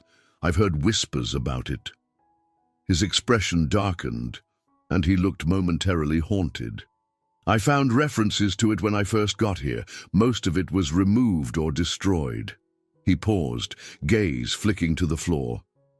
"My father kept meticulous notes on potential malpractice and administrative corruption. People say that's what got him in trouble, but I have no proof." She felt her pulse throb in her throat. This was the confession she suspected lay beneath his corporate veneer. "So you believe his death wasn't an accident?" He blew out a breath. "I don't know, but I came back to figure it out, to remake this hospital into what it should have been. If that means tearing down old walls, so be it." A flicker of anger laced his tone, revealing just how personal this fight was. Without thinking, she reached out and touched his arm gently. "I want to help," she said, "for your father's sake. And for the hospitals." Her voice trembled with sincerity, their eyes locked, and the moment crackled with unspoken tension. Part empathy, part unacknowledged attraction. The overhead lights buzzed softly, and in that isolated corridor they stood on the precipice of something uncharted. Jonathan's hand came up slowly, as if to brush a stray hair from Margaret's face. She felt her breath catch. Just then, the elevator pinged open, and out stepped Dr. Winters, a stack of papers in her arms. She froze at the sight of them so close. The air thickened with awkwardness as she took in their proximity, her gaze settling on Margaret's hand on Jonathan's arm. With a curt nod, she marched past, footsteps echoing. Neither Margaret nor Jonathan spoke, until her footsteps faded around the corner. Margaret withdrew her hand, cheeks burning. Jonathan's own expression shuttered, reverting to a guarded calm. "We should be careful," he said quietly, voice taut. "Winters is a stickler for protocol, and rumors might undermine the pilot program if people think there's anything else going on." She nodded, a surge of conflicting emotions roiling in her chest. "Agreed. We'll keep it professional." Their gazes lingered for a second longer, each silently acknowledging there might be more between them than hospital concerns. Then Jonathan cleared his throat. "Good night, Nurse Davis." "Good night," she whispered, stepping into the elevator. As the doors slid shut, she felt a complicated tangle of relief, attraction, and apprehension. Dr. Winters's suspicious gaze loomed large in her mind, reinforcing the tightrope she and Jonathan now walked. Any misstep could jeopardize everything: her career, the pilot program, and perhaps the fragile progress he was making in uncovering his father's truth. Back in her car, Margaret laid her head on the steering wheel for a moment, inhaling the cold night air that seeped through the vents. She pictured Jonathan's face as he spoke about Franklin Richardson, a flicker of raw pain in his eyes. That pain both frightened and compelled her. He was, after all, the reason her mother's new treatment was funded, and why Bobby still had a job. But he was also a man with secrets, ghosts that lurked in the dark corners of Central Hospital's past. She started the engine, determined to push personal feelings aside. Tomorrow, the pilot program would begin in earnest, and the stakes couldn't be higher. If Dr. Winters suspected anything unprofessional, it would fuel the naysayers. Margaret steeled herself, vowing to keep her focus on saving the hospital from within, even if her heart raced whenever she found herself alone with Jonathan Richardson. Morning light streamed through the ER windows as Margaret convened her pilot team for the first day of official implementation. A cluster of nurses and junior physicians gathered around, reviewing new procedures that emphasized direct communication with patients, empathic listening, and flexible triage protocols. Sarah took notes, Bobby managed a schedule of comfort rounds, and Dr. Hassan offered guidance on effective ways to chart qualitative improvements. Margaret felt a surge of optimism. "Let's show them how efficiency and compassion can coexist," she said, voice resonant with purpose. For the first several hours, the new approach ran smoothly. Margaret guided her team through a handful of incoming patients, minor traumas, a few chest pains, a pediatric ear infection. They documented time saved and patient satisfaction. Sarah interviewed patients about their experience, while Bobby offered gentle reassurance to an anxious elderly man with a heart arrhythmia. Just when Margaret thought they were finding a rhythm, Dr. Michael Bennett arrived with a stern expression.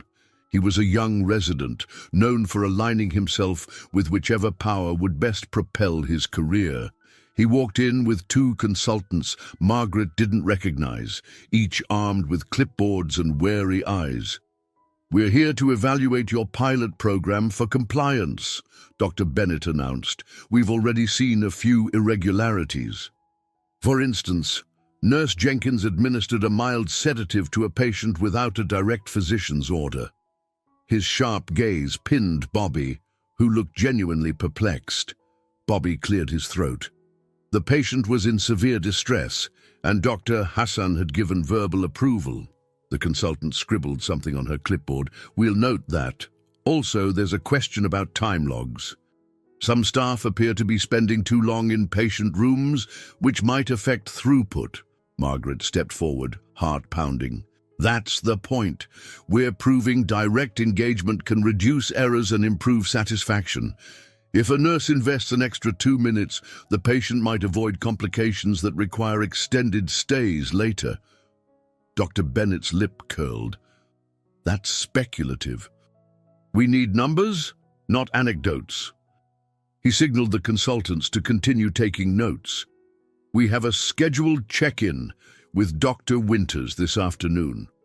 I suggest you have hard data ready." Margaret's optimism wavered.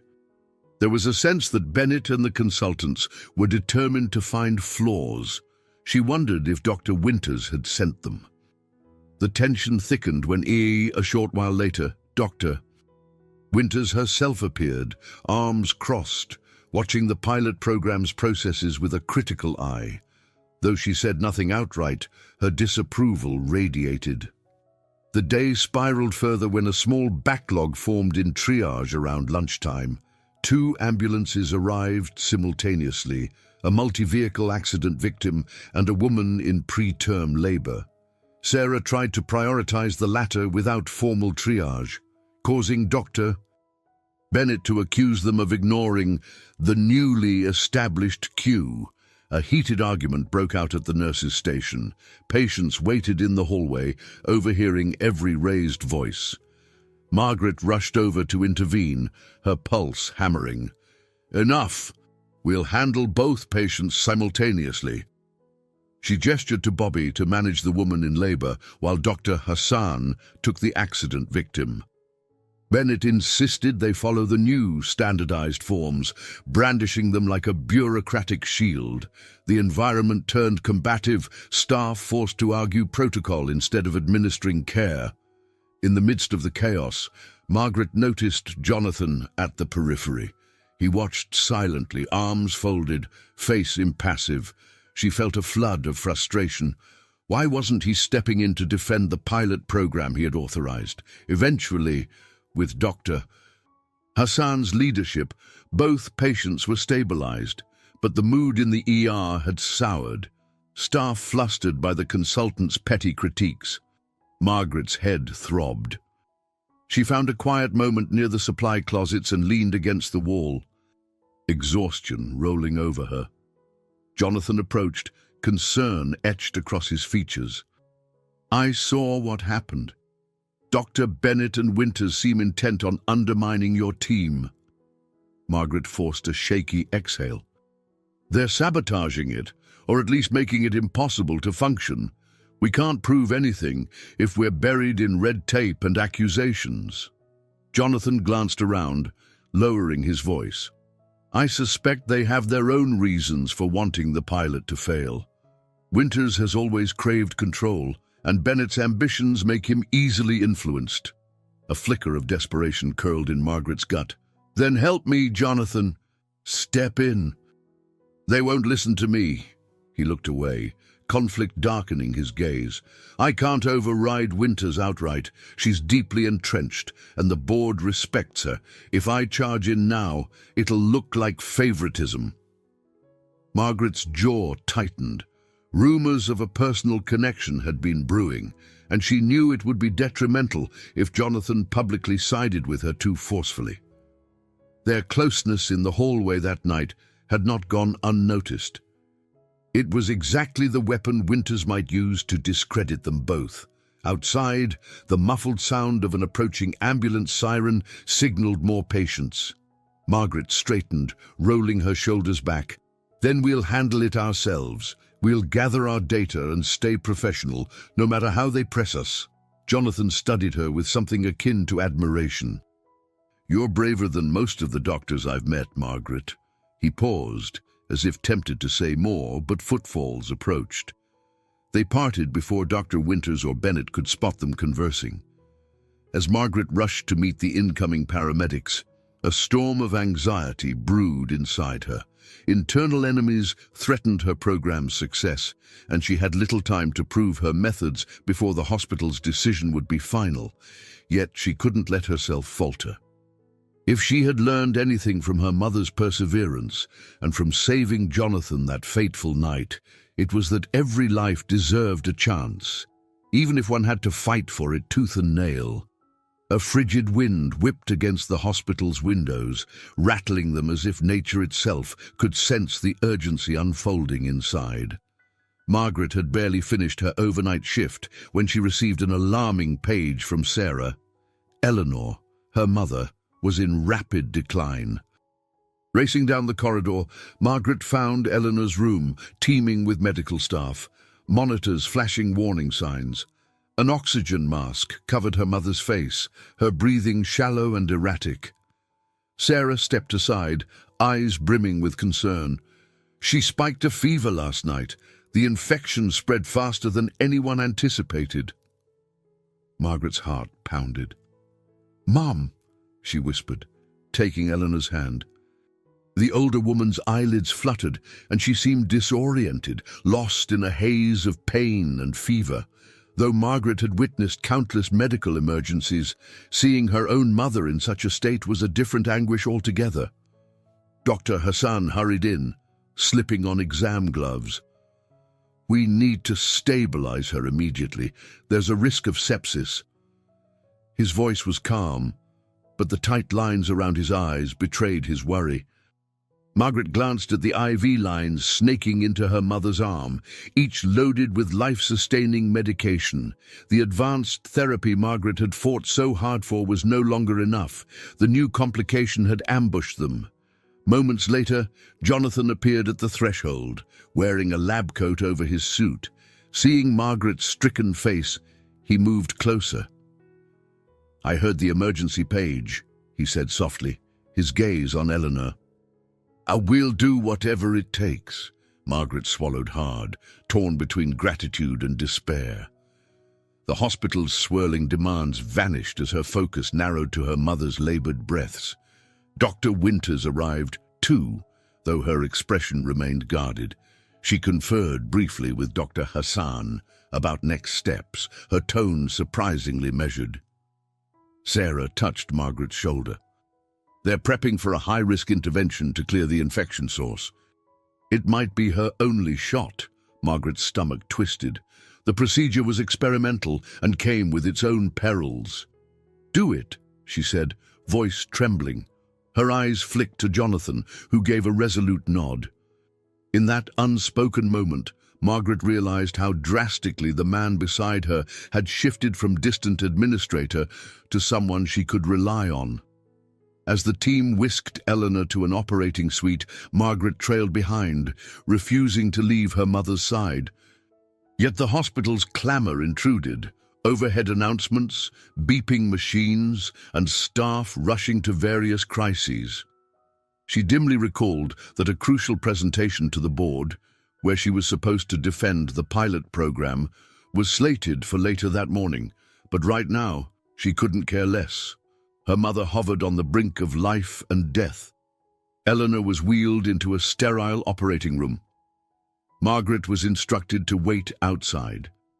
Feeling helpless, she sank onto a nearby bench, heart pounding so loudly she could scarcely hear anything else. Jonathan lingered, tension etched into his brow.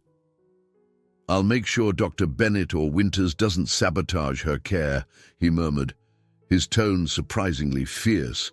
Margaret nodded, tears threatening. "Thank you," she whispered. The minutes dragged like hours. Each time the door swung open, her breath caught, but no one offered more than curt reassurances. Eventually, Dr. Hassan emerged, peeling off his cap. "We managed to halt the spread of infection for now, but the next 24 hours are critical. She's in ICU." Margaret exhaled shakily. She thought she'd feel relief, but worry still coiled inside her. She rose to follow, but Dr. Hassan gently touched her arm. "Go see her, but only for a moment. After that, we have to limit visitors. We need her stable." Inside the ICU, the rhythmic hiss of the ventilator replaced the frantic beeps from earlier. Eleanor lay pale and still, tubes snaking around her fragile form. Margaret leaned in, pressing her lips to her mother's forehead. "Don't give up," she murmured, tears slipping free. "I still need you." Outside, Jonathan stood discreetly near the door. When Margaret emerged, he approached, voice lowered. "Doctor, Winters reminded me you have to present the pilot program data in 2 hours. The board's refusing to reschedule." The news struck Margaret like a punch to the gut. "They know my mother's in ICU. Couldn't they postpone?" He shook his head, frustration evident. Bennett has them convinced delaying is a stall tactic. They want final figures now, or they'll end the program prematurely. Rage mingled with exhaustion in Margaret's chest. If I leave my mother's side, I'm abandoning her in her worst moment. If I skip the meeting, the pilot fails, and so does everyone who depends on it. She glanced back at the window of the ICU, seeing her mother's silhouette amidst the monitors. Torn by impossible choices, Margaret closed her eyes, recalling her mother's lifetime of resilience. The pilot program meant saving countless patients in the future, and possibly securing a permanent fix for the hospital's broken system. But her mother was everything. Jonathan gently touched her hand. I'll stay with her. You do what needs to be done, Margaret, and if anything changes, I'll call you immediately. She inhaled, wrestling with guilt and resolve. Finally, she gave a grim nod. All right, I have to make this count. For everyone, clutching her clipboard and her anguish, Margaret stepped away from the ICU. As she headed toward the boardroom, her heart felt torn in two. Every footstep echoed with the question, how many battles could she fight at once without breaking? Yet one look at the determined lines of Jonathan's face reminded her she wasn't entirely alone. And in the hush of the hospital corridor, she whispered a fervent plea for her mother's survival, knowing that love, faith, and perseverance were all that stood between Eleanor and the darkness waiting on the other side. Margaret barely had time to gather her scattered nerves before stepping into the cramped boardroom. Its walls were lined with portraits of hospital donors, their stoic faces seeming to judge her every move. Around a long, polished table sat the board members, Richard Cooper among them, flanked by Dr. Winters and Dr. Bennett. A hush fell as she entered. Immediately, Dr. Bennett took the floor, summarizing the issues with Margaret's pilot program. He presented a selective set of statistics that exaggerated minor lags in patient throughput, painting a picture of inefficiency. These deviations from standard protocol pose grave financial and legal risks, he declared, injecting drama with every syllable. Margaret's frustration flared, but she forced herself to remain composed. She laid out her own data, showing that patient satisfaction was significantly higher, complication rates lower. Yes, certain tasks take slightly longer, she acknowledged, but we see fewer readmissions and better overall outcomes. In the long run, this approach saves time and money.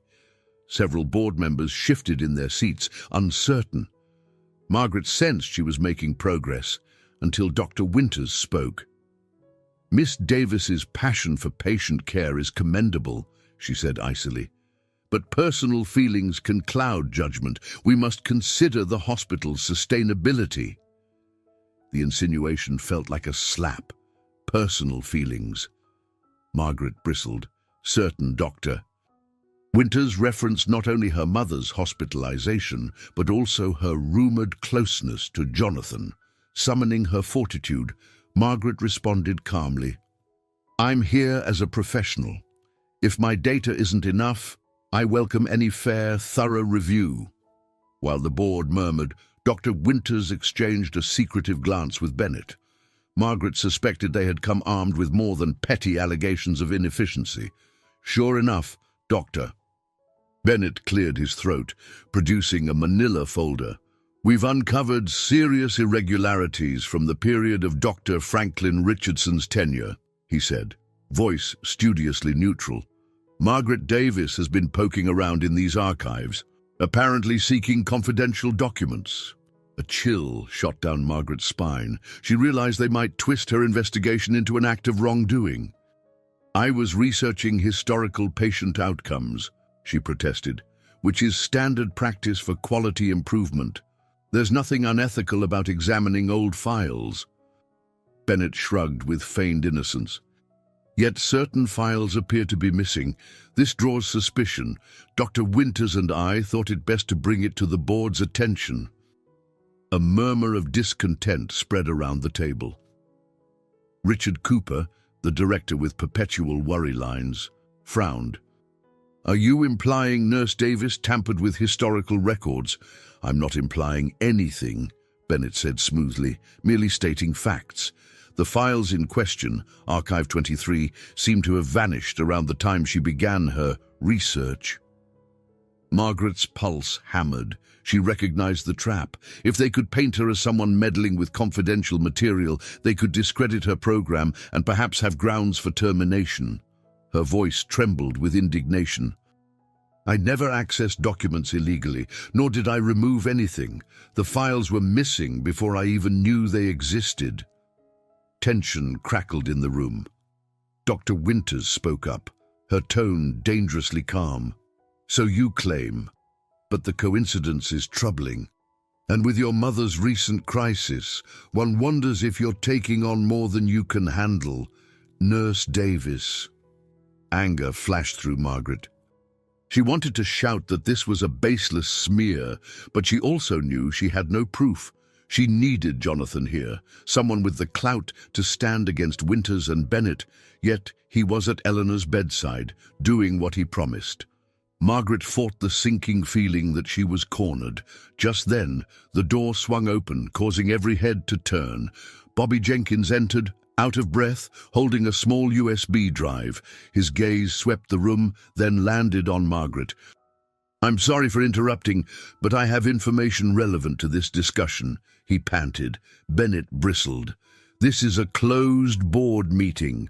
Who let you in?" Bobby lifted his chin defiantly. "Dr. Wilson did." The older physician stepped in behind him, arms folded, looking none too pleased with Bennett's presence. "We have a partial copy of Archive 23, Bobby continued. "Fragments stored on microfilm and digital backups, which I retrieved before they were tampered with." A stunned silence followed. Margaret's heart soared with gratitude for Bobby's loyalty and quick thinking. Dr. Winters and Bennett exchanged uneasy glances. Clearly, they hadn't anticipated this development. Richard Cooper pressed his fingers together, curiosity piqued. "You say you have fragments. Of what nature?" Bobby handed the USB to him. "They document allegations that Dr. Franklin Richardson uncovered a fraud scheme within the administration decades ago. Equipment, meds, finances, diverted from patient care. He was gathering evidence when he died. If Nurse Davis was searching for these files, she was doing so in good faith." The board erupted in a flurry of whispers. Margaret clenched her fists, relief and apprehension mingling. She glanced at Dr. Winters, whose lips compressed into a thin line. Bennett tried to protest, but Cooper silenced him with a pointed look. "We'll examine this thoroughly. For now, the suspicion against Nurse Davis is unfounded." Tension drained from Margaret's body, leaving exhaustion in its wake. She offered Bobby a shaky smile, silently thanking him. But the battle wasn't over. She still felt Winters's icy glare. They had only revealed a hint of what Franklin Richardson might have discovered. The real fight, exposing the depth of that past corruption, remained, and with her mother's life in precarious balance, Margaret knew each victory came at a personal price. Even so, she held on to a slender hope. If Archive 23 could prove Franklin's suspicions, it might also vindicate her pilot program's mission. Reclaiming the hospital's heart began with confronting its darkest secrets. And at that moment, seeing Dr. Winters's composure crack ever so slightly, Margaret sensed a shift in the power dynamic, one that might finally allow truth to surface from Central Hospital's buried past. Margaret raced from the boardroom the second the meeting concluded, her relief about the Archive 23 reveal overshadowed by the thought of her mother in ICU. She navigated the corridors at a near run, heart pounding as she pictured Eleanor's fragile form. Around her, the hospital buzzed with afternoon activity, pagers beeping, staff exchanging hurried updates. But for Margaret, the world had shrunk to a single destination, her mother's bedside. At the ICU entrance, a wave of dread hit. She spotted Dr. Hassan, stepping out of Eleanor's room, his expression grave. "She went into a convulsive episode an hour ago," he said quietly, guiding Margaret inside. "We stabilized her, but her condition is precarious." Margaret's stomach knotted at the sight of Eleanor, pale as the sheets, eyes half-lidded. Her full lines fed a cocktail of medications into her veins. Jonathan stood on the other side of the bed, arms folded, tension radiating from him. When Margaret approached, he stepped back, letting her take her mother's hand. A flutter of movement caught her eye. Eleanor's eyelids opened slightly, revealing the same green hue Margaret had inherited. Between shallow breaths, her mother managed a faint smile. You came?" she rasped. Margaret's voice cracked. "I'm here, Mom, always." Her heart clenched at how frail her mother sounded. Dr. Winters entered next, carrying a syringe. Margaret's stomach tensed, but she reminded herself that despite their professional clashes, Winters was a capable physician. Still, the older woman's eyes held an odd sadness. "We need to administer another round of the experimental antibiotic regimen," Winters said softly, the bitterness in her usual tone conspicuously absent. Margaret stepped aside as Winters administered the injection. She glanced at Jonathan, who remained stoic. After Winters finished, she set the syringe aside and looked at Margaret. "I did everything I could to stabilize her. Time will tell if this new protocol takes hold." Margaret nodded stiffly. This was not the cold, adversarial Dr. Winters she knew. Something in the woman's demeanor had softened. Perhaps the gravity of Eleanor's condition touched a buried empathy. Or maybe the tension of the day had drained her usual armor. While the machines beeped softly, Eleanor's eyes flicked to Jonathan. "You look like him," she murmured through labored breaths, her voice wavering. Jonathan leaned closer. "You knew my father?" he asked gently. A faint spark lit in Eleanor's gaze. "Years ago. I was so young. He guided me when I felt lost. He believed in caring for patients like family." Her chest rose and fell, the effort clearly immense. Margaret squeezed her hand, feeling tears pool in her eyes. Tension built in the quiet, and to Margaret's surprise, Dr. Winters spoke. "Eleanor, you must rest." But the older nurse shook her head weakly. Her gaze drifted to Margaret. "Your father, Franklin, he discovered a ring of corruption here.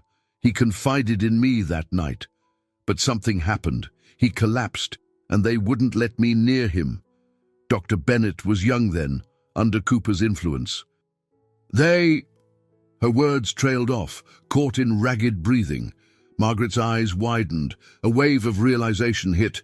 So Dr. Winters wasn't the one at fault after all. She might have tried to help Franklin. And Dr. Bennett, under Cooper's tutelage, had participated in burying the truth. The pieces snapped into place. Franklin Richardson's mission to protect patient care threatened unscrupulous administrators, leading to a cover-up when he died. An alarm on the monitor chirped, and Dr. Hassan stepped in. "She needs a clear airway." Everyone shifted aside as he and Winters repositioned Eleanor, adjusting her oxygen. Within moments, the monitor settled, though Eleanor looked even more spent. Margaret brushed back tears. "Shh, Mom, don't strain yourself." With visible effort, Eleanor managed one final whisper, eyes locked on Jonathan. "He would be proud of you." Both. Then her eyelids drifted shut, and she sank into a deep, fitful sleep. A hush fell across the room, as though everyone was digesting the enormity of Eleanor's revelation. Margaret pressed a trembling hand to her mouth, relief mixing with a fierce ache for her mother's suffering. Jonathan stood at the foot of the bed, shoulders squared, his eyes reflecting turmoil. "So Bennett and Cooper have been covering their tracks all these years," he murmured, voice taut with anger. "My father's death might have been more than just a tragedy. It was orchestrated neglect. Margaret reached out and grasped his arm. She felt the tension thrumming through him, akin to her own rage at the betrayal. A glance at Dr. Winters revealed the older woman's pained expression. She seemed poised between guilt and remorse. Yet in this moment, all feuds were eclipsed by a shared mission to protect Eleanor, to uphold Franklin's legacy, and to confront a dark truth. Margaret drew a shaky breath. If we expose the full story, we can save this hospital from its past. We owe it to your father and my mother. Jonathan gave a solemn nod. Then let's finish what he started. Standing on opposite sides of Eleanor's bed, they made a silent vow, forged by shared loss and an unwavering determination. Outside, the hospital carried on with its daily clamor. But in this single room, hearts were uniting in a battle for justice and for the lives bound to it. 2 days later, the tension that had simmered beneath Central Hospital's facade finally erupted at the long-awaited board meeting. Word had spread that shocking evidence against certain top officials would be presented. The atmosphere crackled with anticipation. Nurses, doctors, and administrators packed the large auditorium, normally used for staff education sessions, but now a makeshift stage for confrontation. Margaret stood near the front, flanked by Bobby, Sarah, and Dr. Hassan. Even Dr. Winters occupied a seat in the first row, her demeanor subdued yet resolute. She'd remained strangely quiet since Eleanor's revelations, offering no defense of her old allies. Margaret suspected Winters had wrestled with guilt for years, and now she was ready to let the truth surface. Up on stage, Jonathan stepped to the podium. Gone was the reserved corporate facade. His bearing was that of a physician determined to heal a festering wound. He cleared his throat, gaze sweeping the auditorium. "Thank you for gathering on short notice," he began. "Today, we share findings that gravely affect our hospital's integrity." Richard Cooper and Dr. Bennett sat at a table off to the side, shifting uncomfortably. Their expressions alternated between defiance and apprehension. Cooper's normally ruddy face had paled, and Dr. Bennett clutched a folder as if it were a lifeline. Jonathan gestured to the projector screen. "With help from several dedicated staff members, including Nurse Davis, we recovered partial documents from what's been called Archive 23, records belonging to my father, Dr. Franklin Richardson." The screen displayed scanned pages of old logs, memos, and notes, riddled with annotations about missing funds, doctored patient reports, and unauthorized changes to medical charts. A ripple of shock spread through the audience. Murmurs rose as the crowd recognized names and dates. Bobby stepped forward to explain how he'd salvaged these files from microfilm backups, risking his job to preserve evidence of wrongdoing. Dr. Hassan corroborated the timeline of Franklin's last days, describing how the elder Richardson had confided in him about a corruption ring, but died before he could go public. Then Margaret took the microphone, heart pounding. She spoke about her mother's testimony, Eleanor's recollection of being barred from Franklin's care on the night he collapsed. "We believe vital treatments were withheld under administrative pressure," Margaret said, voice trembling. "His death was effectively orchestrated to silence him," gasps punctuated the hushed stillness. Suddenly, Dr. Bennett rose from his seat. "This is preposterous," he snapped, though a quaver in his voice betrayed fear. "You're accusing us based on fragmentary evidence and the ravings of a critically ill woman," Margaret shot back. "Her mind may be weakened, but her memory of that night is crystal clear. She was there. You were a resident then, under Cooper's watch. You stood by as Franklin Richardson was denied care." Cooper, sweating profusely, tried to regain control. "Let's not forget these are old allegations. People have latched onto rumors for decades." Even if there were financial irregularities, nothing points directly to Dr. Bennett or me, Jonathan exhaled sharply. This letter from my father, found among the recovered files, addresses you both by name, detailing how you conspired to divert resources meant for patient care into private pockets. I suspect the confrontation on the night of his death wasn't coincidental. He held up a scanned letter, Franklin's old-fashioned script plainly naming Cooper and referencing the young Dr. Bennett, who aided in burying the evidence. The auditorium seemed to freeze. Cooper's complexion went ashen, Dr. Bennett's face twisted with anger. At that moment, Dr. Winters stood, voice uncharacteristically steady. I can attest to at least part of this. Franklin asked me for help that night, but I was overruled. I saw Bennett block the ER staff from attending him. Her gaze fell, remorse in every line of her posture. I should have done more, but I was intimidated by the power Cooper held. A collective gasp echoed, and Bennett made a desperate lunge toward the stage, shouting denials. Security personnel intervened, restraining him. Cooper attempted to shout over the commotion, but his words were lost in the uproar.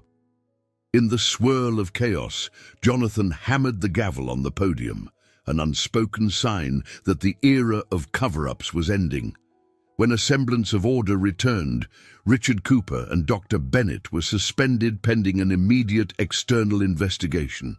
Several board members declared their support for Jonathan's move, outraged that central leaders had betrayed the hospital's founding principles. Applause broke out, cautious but growing in fervor. Margaret stood beside Jonathan, relief flooding through her. Together, they had ripped away a veil of deception that had haunted Central for decades. She spotted Dr. Winters in the audience, tears sliding down her cheeks. Whatever her past complicity, she'd finally told the truth. Afterward, as the crowd dispersed, Jonathan turned to Margaret. "It's time to restore my father's vision," he said, voice resonating with resolve. He then addressed the staff in a more personal tone, acknowledging the pilot program's success and vowing to keep it as part of the hospital's new framework. Cheers mingled with tears. Amid the clamor, Margaret felt a weight lift from her chest. She thought of her mother, lying in ICU, and how this victory was as much Eleanor's as it was Franklin's. Looking at Jonathan, she glimpsed the faint scar on his temple and remembered the man she found injured on a stormy road. This moment, though fraught with grief and revelations, felt like the culmination of everything they had battled for, a chance to rebuild not just a hospital, but the very essence of compassionate care. At last, the truth was laid bare, and with it came the promise of healing, both for Central Hospital's wounded legacy and for the hearts that had suffered in silence for far too long. In the hushed corridor of Central Hospital's ICU, Margaret stood watch beside her mother's bed. Over the past 2 days, Eleanor's condition had teetered between crisis and recovery, each small improvement followed by another setback. The newly revealed corruption scandal shook the hospital's staff. Yet for Margaret, every concern paled next to the steady beep of her mother's monitors. A soft knock at the door drew her attention. Jonathan entered, wearing his lab coat over a sweater, a marked shift from his usual suit and tie. She sensed how weary he was. Dark circles beneath his eyes betrayed long nights and endless board meetings. Without speaking, he came alongside her, gazing at Eleanor's sleeping form. "She's more stable today," Margaret said, voice hushed. "Her fever finally broke last night. Dr. Hassan thinks she's past the worst of the infection." Jonathan exhaled, relief visible on his face. "That's good news." "She's been through so much." Margaret studied him from the corner of her eye. In the flurry of recent events, unmasking Cooper and Bennett, preserving the pilot program, she and Jonathan had barely discussed the deeper bond forming between them. But here, in the gentle hum of the ICU, the weight of that unspoken connection pressed on her heart. "How are you?" she asked softly. "You've been juggling the fallout from the board meeting." The new investigations. It must be overwhelming.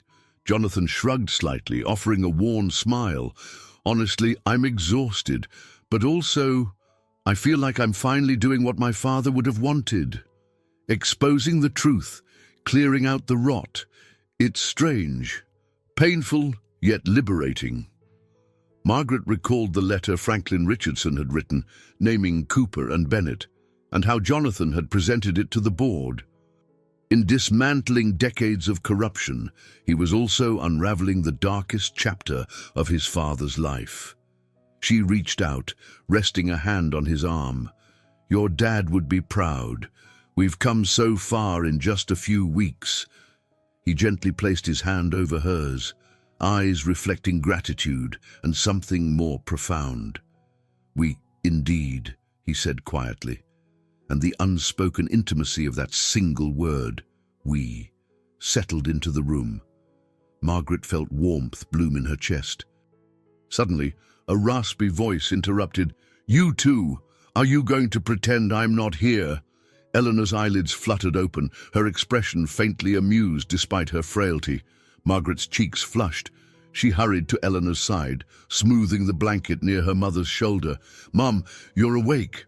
How do you feel?" "Like I've been trampled by a herd of bison," Eleanor croaked. Then she focused on Jonathan, her gaze softening. "I'm glad to see you here. You look more like your father than ever." Jonathan stepped closer, voice gentle. "Eleanor, I'm grateful for what you shared about him. And I'm sorry you had to carry that burden for so long. If not for you and Margaret, I might never have learned the full truth." Eleanor's lips curved into a slight smile. Franklin was a good man. He believed in healing beyond the physical, thought real care involved the heart as much as the mind. She paused, taking a shaky breath. "I see that same spirit in both of you." Margaret felt her eyes sting. The beeping monitors and antiseptic smells of the ICU momentarily receded, replaced by a sense of closeness, like they were the only three people in the entire hospital. She thought back to all her mother had endured, from the day Margaret's father walked out to the years of battling multiple sclerosis. Throughout it all, Eleanor's unwavering love had been Margaret's bedrock. The overhead speaker crackled, announcing a routine update in the hospital, and the moment broke. Jonathan cleared his throat. "I've got a meeting with the interim administrators in a bit. We're finalizing the structure for a new medical oversight committee, one that can't be easily corrupted." Margaret nodded, carefully adjusting Eleanor's pillow. "I'll stay with her until the next nurse comes to do vitals. Then I'm heading to the pilot program unit." She offered him a small smile. "We're rolling out a new approach for triage. If it works, we'll cut wait times and improve personal attention." He dipped his head, respect shining in his eyes. "I can't wait to see your results." He leaned down, speaking quietly so only Margaret could hear. "By the way, the new board wants to talk to you about a possible leadership role in nursing development." They're impressed. Margaret's breath caught. She'd never imagined the board recognizing her in that capacity, especially after all the friction with Dr. Winters. "That's surprising," she murmured, mind already buzzing with the implications. Eleanor shifted on the bed, giving a playful cough that sounded more like a soft laugh. "Go on, Jonathan. Let my daughter finish fussing over me, and let me rest. I might even fall asleep again if you stop talking."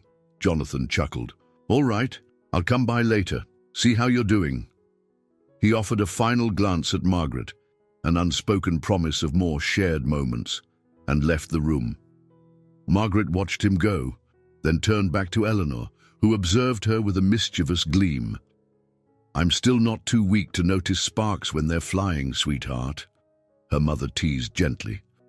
Heat crept into Margaret's cheeks, but she laughed softly, brushing a stray lock of hair from Eleanor's forehead. "Just focus on getting stronger, one step at a time."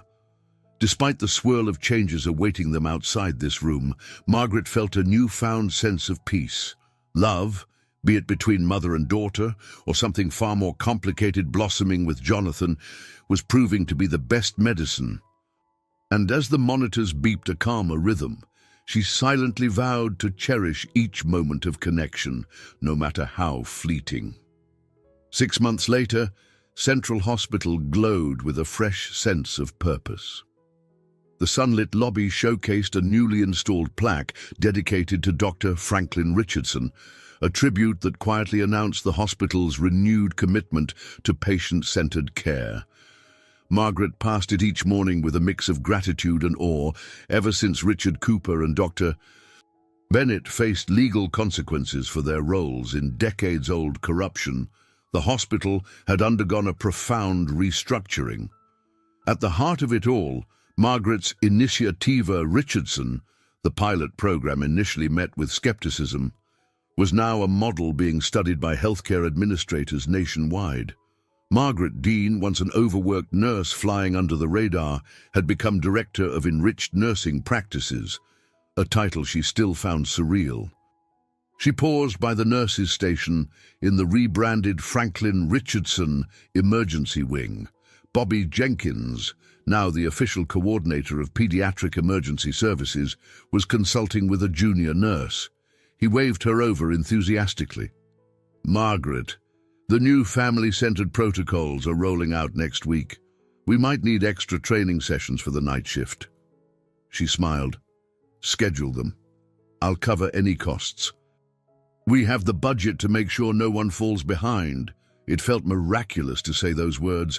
Budgets no longer choked patient care, but supported it. Sarah hurried by, phone pressed to her ear. Catching Margaret's eye, she mouthed, "Check your texts." Margaret's phone vibrated almost immediately. Reading the message, she found it was from Jonathan. "Lunch today. Need your input on a new expansion plan." She felt a small thrill at the thought. Though their relationship had grown steadier over the months, balancing it with work demanded caution. They decided to keep it understated, preferring to let actions speak louder than public declarations. On her rounds through the now spacious triage area, Margaret observed details that might have been unthinkable a few months ago. Patients waiting in comfortable chairs, a volunteer offering water to someone who looked anxious, and a dedicated counselor available for anyone experiencing a crisis. The changes were incremental, yet life-changing, fueled by the principle that efficiency and empathy need not be at odds. She stopped by a staff lounge, where Dr. Winters sat at a table, sipping tea. The older woman looked up, offering a thin but genuine smile. Much had changed between them since Eleanor's hospital stay. Winters had admitted her own regrets and had played a quiet role in testifying against Bennett. Now she acted more like a senior advisor, her frosty demeanor softened into a measured warmth. "Good morning, Dr. Winters," Margaret greeted, noting how the tension of old no longer lingered. "How's the unit holding up?" Winters nodded slowly. "Running smoothly, thanks to the new protocols, and thanks to you." She paused, carefully setting down her teacup.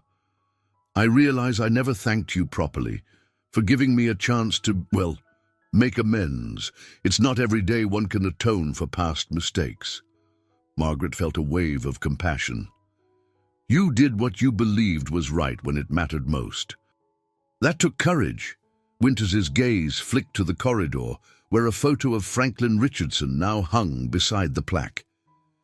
"He would be proud of all this," she murmured, then returned her focus to Margaret. "So, I hear rumors you might be expanding the Initiativa Richardson to other hospitals under the same network." "Jonathan's working on a proposal," Margaret confirmed. "We want to replicate the success here in facilities that struggle with high readmission rates. If the board agrees, I'd be traveling occasionally to train staff on our methods." A flash of hesitation rippled across Winter's face. "You'll be away from your mother, though that can't be easy." Margaret swallowed. Eleanor's condition had stabilized significantly, thanks to the specialized care she still received daily at Central. "She's healthier than she's been in years," Margaret said, voice tinged with gratitude. And she insists I shouldn't hold back on opportunities. Still, it's a big choice. Winters nodded. Well, if you need an ally here, I'm willing to hold the fort. Her smile held a note of atonement. You've earned your influence. Don't be afraid to use it. Touched, Margaret thanked her and slipped out into the corridor. She responded to Jonathan's text with a simple yes for lunch, feeling a small flutter at the thought of seeing him away from the daily bustle. Then she made her way upstairs, where Eleanor now occupied a special recovery suite. The bright, airy room contrasted sharply with the ICU gloom from months prior. Eleanor sat propped against pillows, crocheting a small blanket. She looked up, greeting Margaret with a wide smile. I hear you're becoming quite the leader around here, she teased. Margaret leaned in to kiss her cheek. I learned from the best, she replied softly. How are you feeling? Stronger each day. I'm even able to stand with a walker sometimes, Eleanor said proudly. What about you? This new position keep you too busy to stop by? Margaret squeezed her mother's hand. Nothing's more important than seeing you. But life, it's moving fast. There's talk of expanding our program to other hospitals. Eleanor's eyes sparkled. Then do it, sweetheart. You've spent years caring for me. Now it's time to share that caring with the world.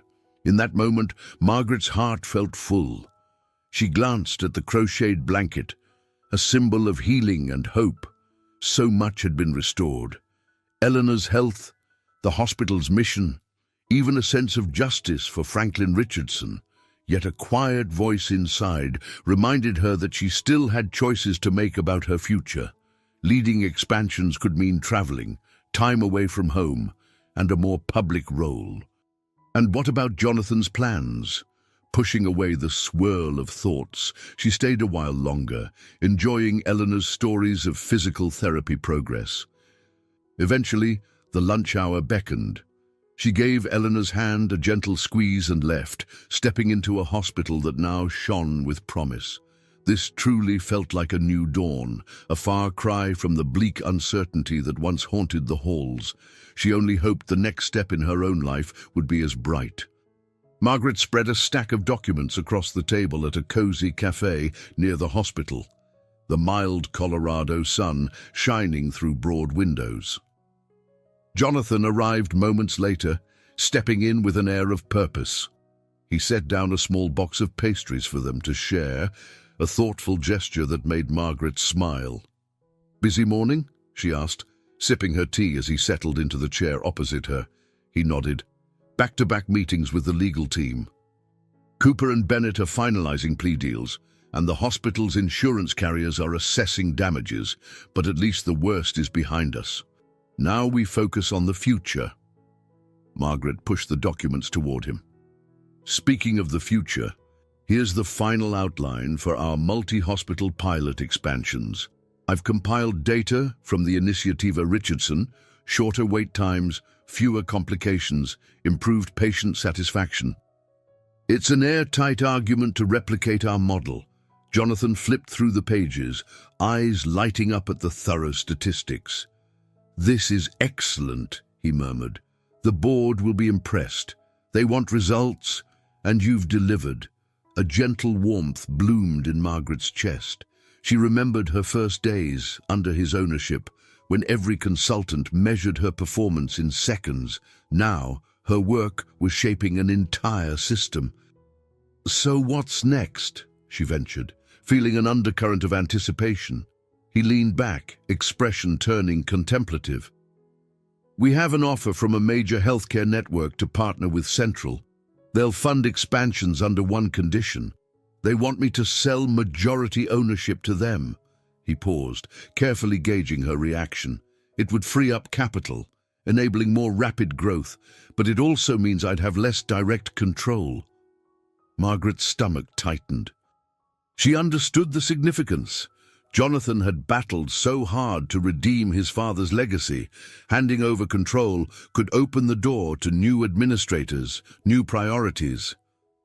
So you'd become more of a figurehead? She asked, voice laced with concern. Potentially, he admitted, though they promise to preserve our current values. We both know corporate takeovers don't always keep those promises, but the expansion would help thousands of patients. I'm torn. Margaret let out a slow breath. She could see in his eyes how personal this was. What do you want, truly? He hesitated. I want the hospital my father envisioned, one that balances compassion with excellence. The question is whether we trust an external network to uphold that, or we expand more slowly on our own. Margaret's phone buzzed, and she glanced down to see a reminder for an appointment with her mother's physical therapist. Reality loomed. Her mother was much better, but still required ongoing care. If Margaret traveled extensively to implement these expansions, she'd rely heavily on in-home nurses or Sarah's help. Another wave of conflicting emotions washed over her. Jonathan noticed her distracted look. You're thinking about your mom, aren't you? She nodded, letting out a small sigh. She insists I should accept bigger opportunities, but I can't just disappear when she's still recovering. And, she hesitated. And there's us. He leaned forward, lowering his voice. I know.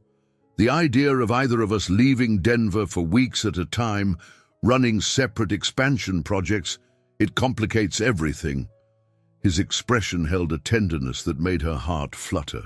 I don't want to lose what we've built, personally or professionally.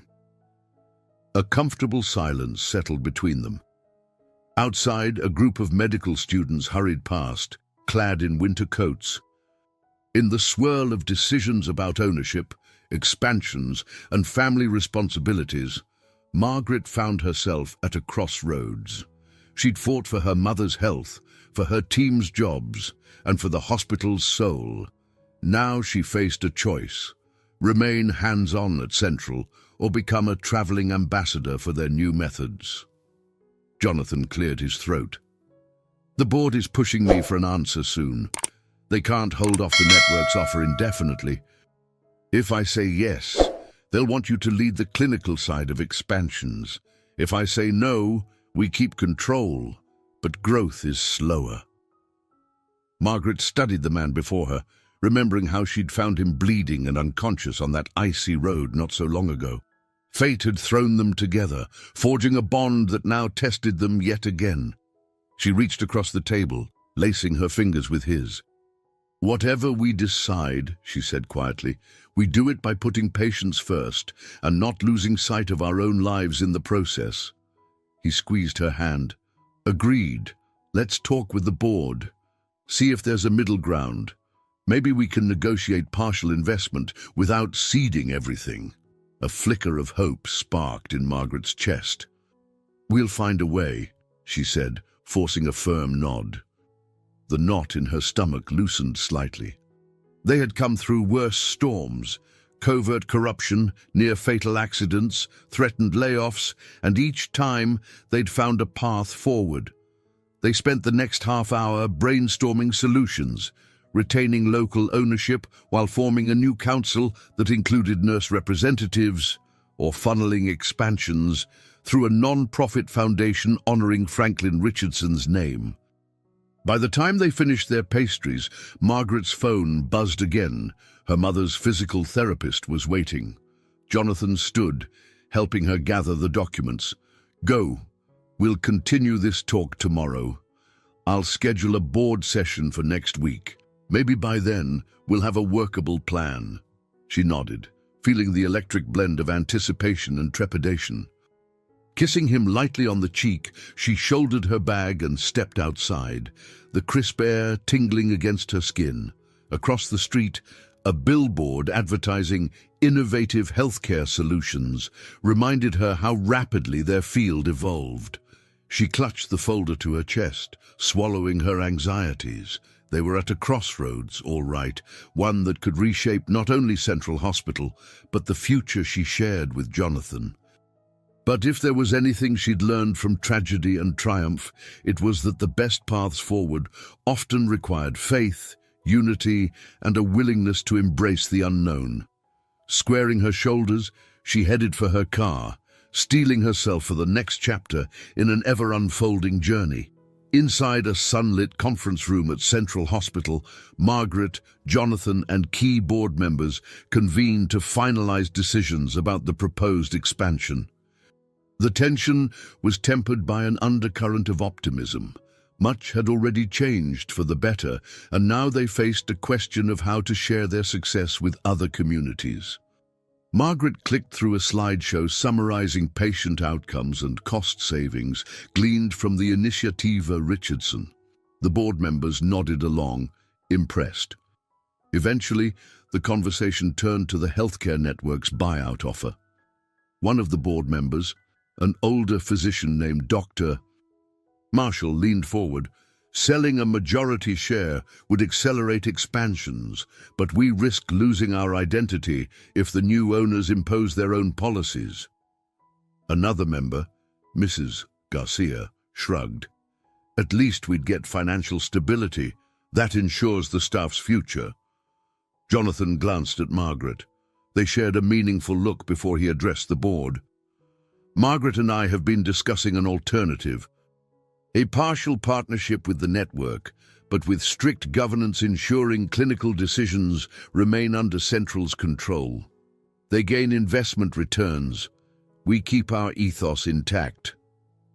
Eyes around the table flicked to Margaret. She lifted a binder of legal documents. We've drafted terms that limit external interference. It includes forming a council with nurses, doctors, and administrators who have veto power over any major shift in patient care philosophy. Essentially, we create a framework to protect the spirit of Franklin Richardson's approach. A hum of approval circled. Dr. Marshall smiled. That's quite balanced. We'd gain capital for expansions without selling our soul. Jonathan, however, didn't relax. The network might push back. They want broad authority. Garcia nodded. True, but from the data alone, we have enough leverage to negotiate. We've become a proof of concept for compassionate efficiency. Encouraged, Margaret sensed the tide turning in their favor. They agreed to present this revised proposal to the network's negotiators in a week. As the meeting adjourned, Jonathan discreetly caught Margaret's hand beneath the table, squeezing it in silent relief. She squeezed back, feeling a surge of pride that they might have found a workable solution. Afterward, Jonathan and Margaret headed for a smaller conference room to finalize details. Halfway there, Jonathan paused, his phone buzzing. He answered, and a slow grin spread across his face. Really? That's excellent. He hung up and turned to Margaret, eyes shining. Your mother's therapy results just came in. She's responding better than expected. Dr. Hassan says her mobility and strength are improving beyond projections. A rush of emotion overcame Margaret.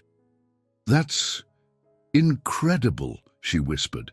She couldn't help thinking back to the many nights she'd feared losing her mother. Now, not only was Eleanor alive, she was on a promising path to a higher quality of life.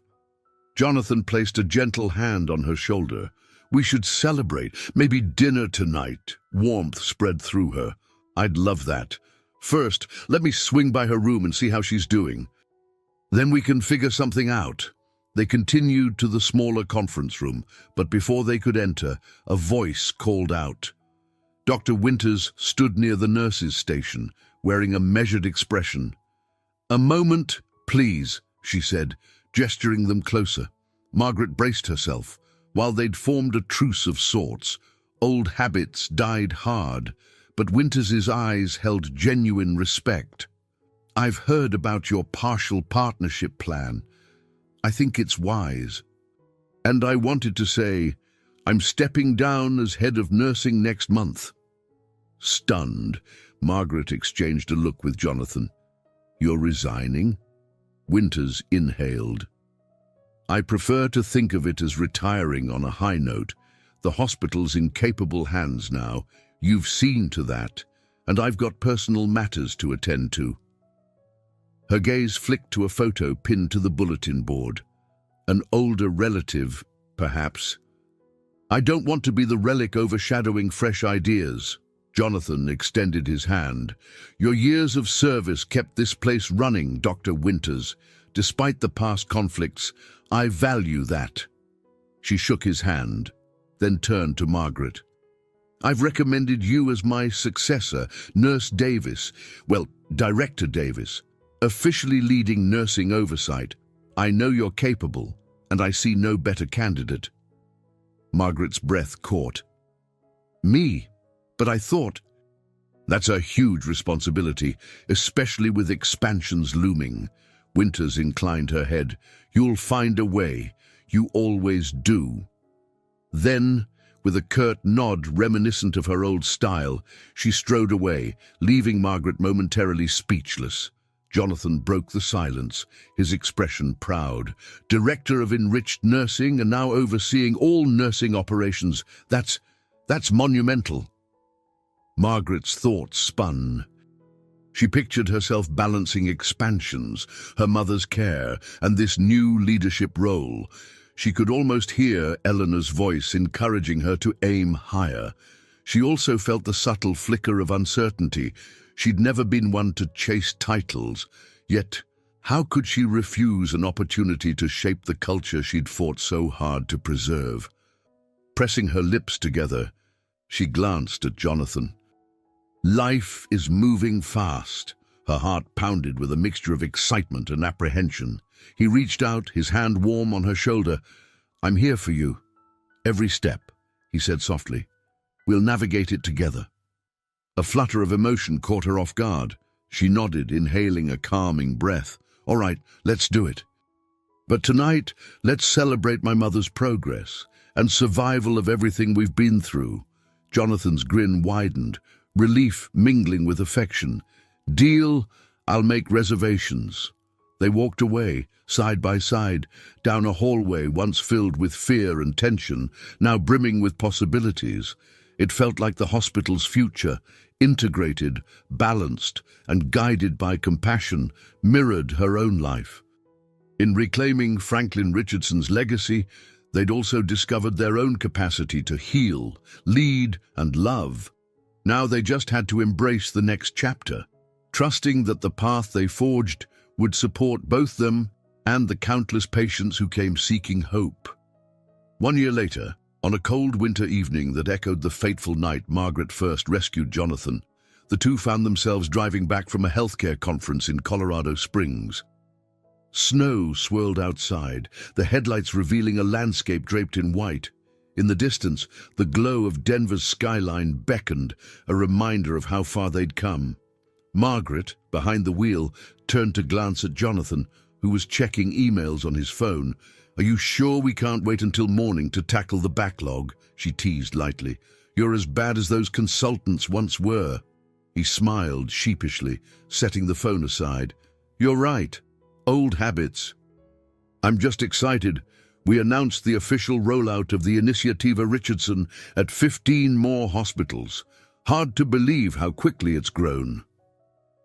Margaret's gaze shifted to the snowy road. She recalled the swirl of doubt and determination that had brought them here. Now, expansions were a reality, with partial partnership agreements that protected Central's ethos. Dr. Winters had retired gracefully, and Margaret had stepped into her role, ensuring the nursing staff remained the hospital's beating heart. She still traveled occasionally for training sessions, but her base remained Denver, close to her mother, whose health had steadied beyond all expectations. As she rounded a bend in the road, the car's headlights caught a flashing hazard light up ahead. A vehicle had skidded off the shoulder, half buried in a snowdrift. Margaret slowed, adrenaline flaring. Should we stop? She asked, glancing at Jonathan. A memory of that long-ago night pierced her mind. He nodded without hesitation. Absolutely. Pulling over, they both got out, bracing against the biting wind. The stranded car's driver, a young woman in her early 20s, wearing scrubs, was trying to shovel out her tires. She looked up in relief. Thank goodness someone stopped.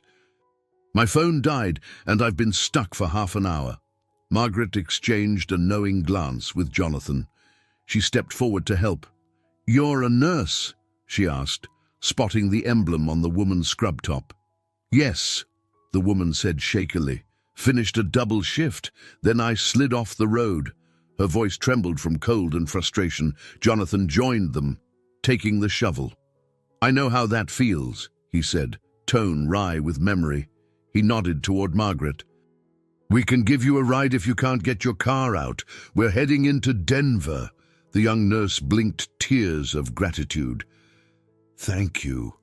I was starting to panic." Working together, they managed to clear enough snow, but the engine sputtered without a spark. Likely the battery or engine block had frozen. Realizing there was no quick fix, Margaret beckoned the nurse toward their car. "Come on. We'll drive you wherever you need to go." As they settled inside, the nurse introduced herself as Lisa. She was new to the profession, balancing night classes for an advanced degree. Margaret offered her phone charger, and Jonathan started the engine, turning the heat up. Lisa sighed in relief, eyes closing briefly. "Thank you," she said again, her voice quivering with exhaustion. "I'm so embarrassed. I was so tired I didn't even check the weather forecast." Margaret's heart squeezed, recalling her own exhaustion on that long-ago night. "Don't be embarrassed," she said gently. "Trust me, we've been there." She and Jonathan exchanged a fleeting smile. The parallel was uncanny, yet there was comfort in seeing how roles had reversed. Once, it was Margaret rescuing Jonathan. Now, together, they were helping another nurse in need. They dropped Lisa off at a nearby service station where she could wait for a tow truck in safety. As the grateful young nurse thanked them again, Margaret pressed a business card into her hand. "Call me if you need anything else. I work at Central Hospital. We're always looking for dedicated nurses." Lisa's eyes lit up. "I'll remember that." Back in their car, Jonathan exhaled, shaking snow off his coat. "Déjà vu," he murmured, sliding a glance at Margaret. "Remember how we met?" She laughed softly, her breath fogging the chilled interior. "How could I forget? You were less talkative back then." A surge of emotion filled her chest, gratitude, love, and the sense that life had come full circle. He reached for her hand. "Margaret, so much has happened since that night. You've saved me more times than I can count, literally and figuratively. Because of you, we rebuilt Central. You taught me what it really means to care." Her cheeks warmed, and she turned her hand to lace fingers with his. "We did it together," she corrected. "You faced your father's legacy, overcame corruption, and helped the hospital thrive. I just gave you a nudge." Snow continued to swirl beyond the windshield, the city lights of Denver closer now. Jonathan looked at her with an intensity that made her pulse flutter. "I never thought I'd find love in the midst of so much turmoil, but here we are." Margaret's heart pounded. She thought of Eleanor's proud smile each time Margaret recounted a new hospital achievement, of Bobby's unwavering friendship, of Dr. Winters's surprising redemption. She thought of the life she and Jonathan were building, one rooted in shared purpose. Leaning in, she placed a tender kiss on his lips. Pulling back, she murmured, "We're exactly where we're meant to be." They resumed the drive, hand in hand, as the winter storm pressed in, yet inside that car, warmth and light prevailed. In the distance, Central Hospital's rooftops appeared on the horizon. A silent beacon that once symbolized tension and fear, now it stood for renewal, collaboration, and second chances. Margaret guided the car onto the final stretch, heart alight with the knowledge that every detour, every roadblock, had led to this moment of grace. In the hush of falling snow, they drove onward, reflecting on how an unexpected collision of fate had healed not just a broken hospital, but also the wounds in their own hearts. And as they turned into the bright city streets, the realization crystallized. The circle was complete. their story an unbroken chain of compassion, resilience, and profound, abiding love. I hope you enjoyed today's story. Subscribe to the channel so you don't miss more stories like this. Leave a like and comment below what you thought of the story. See you in the next video.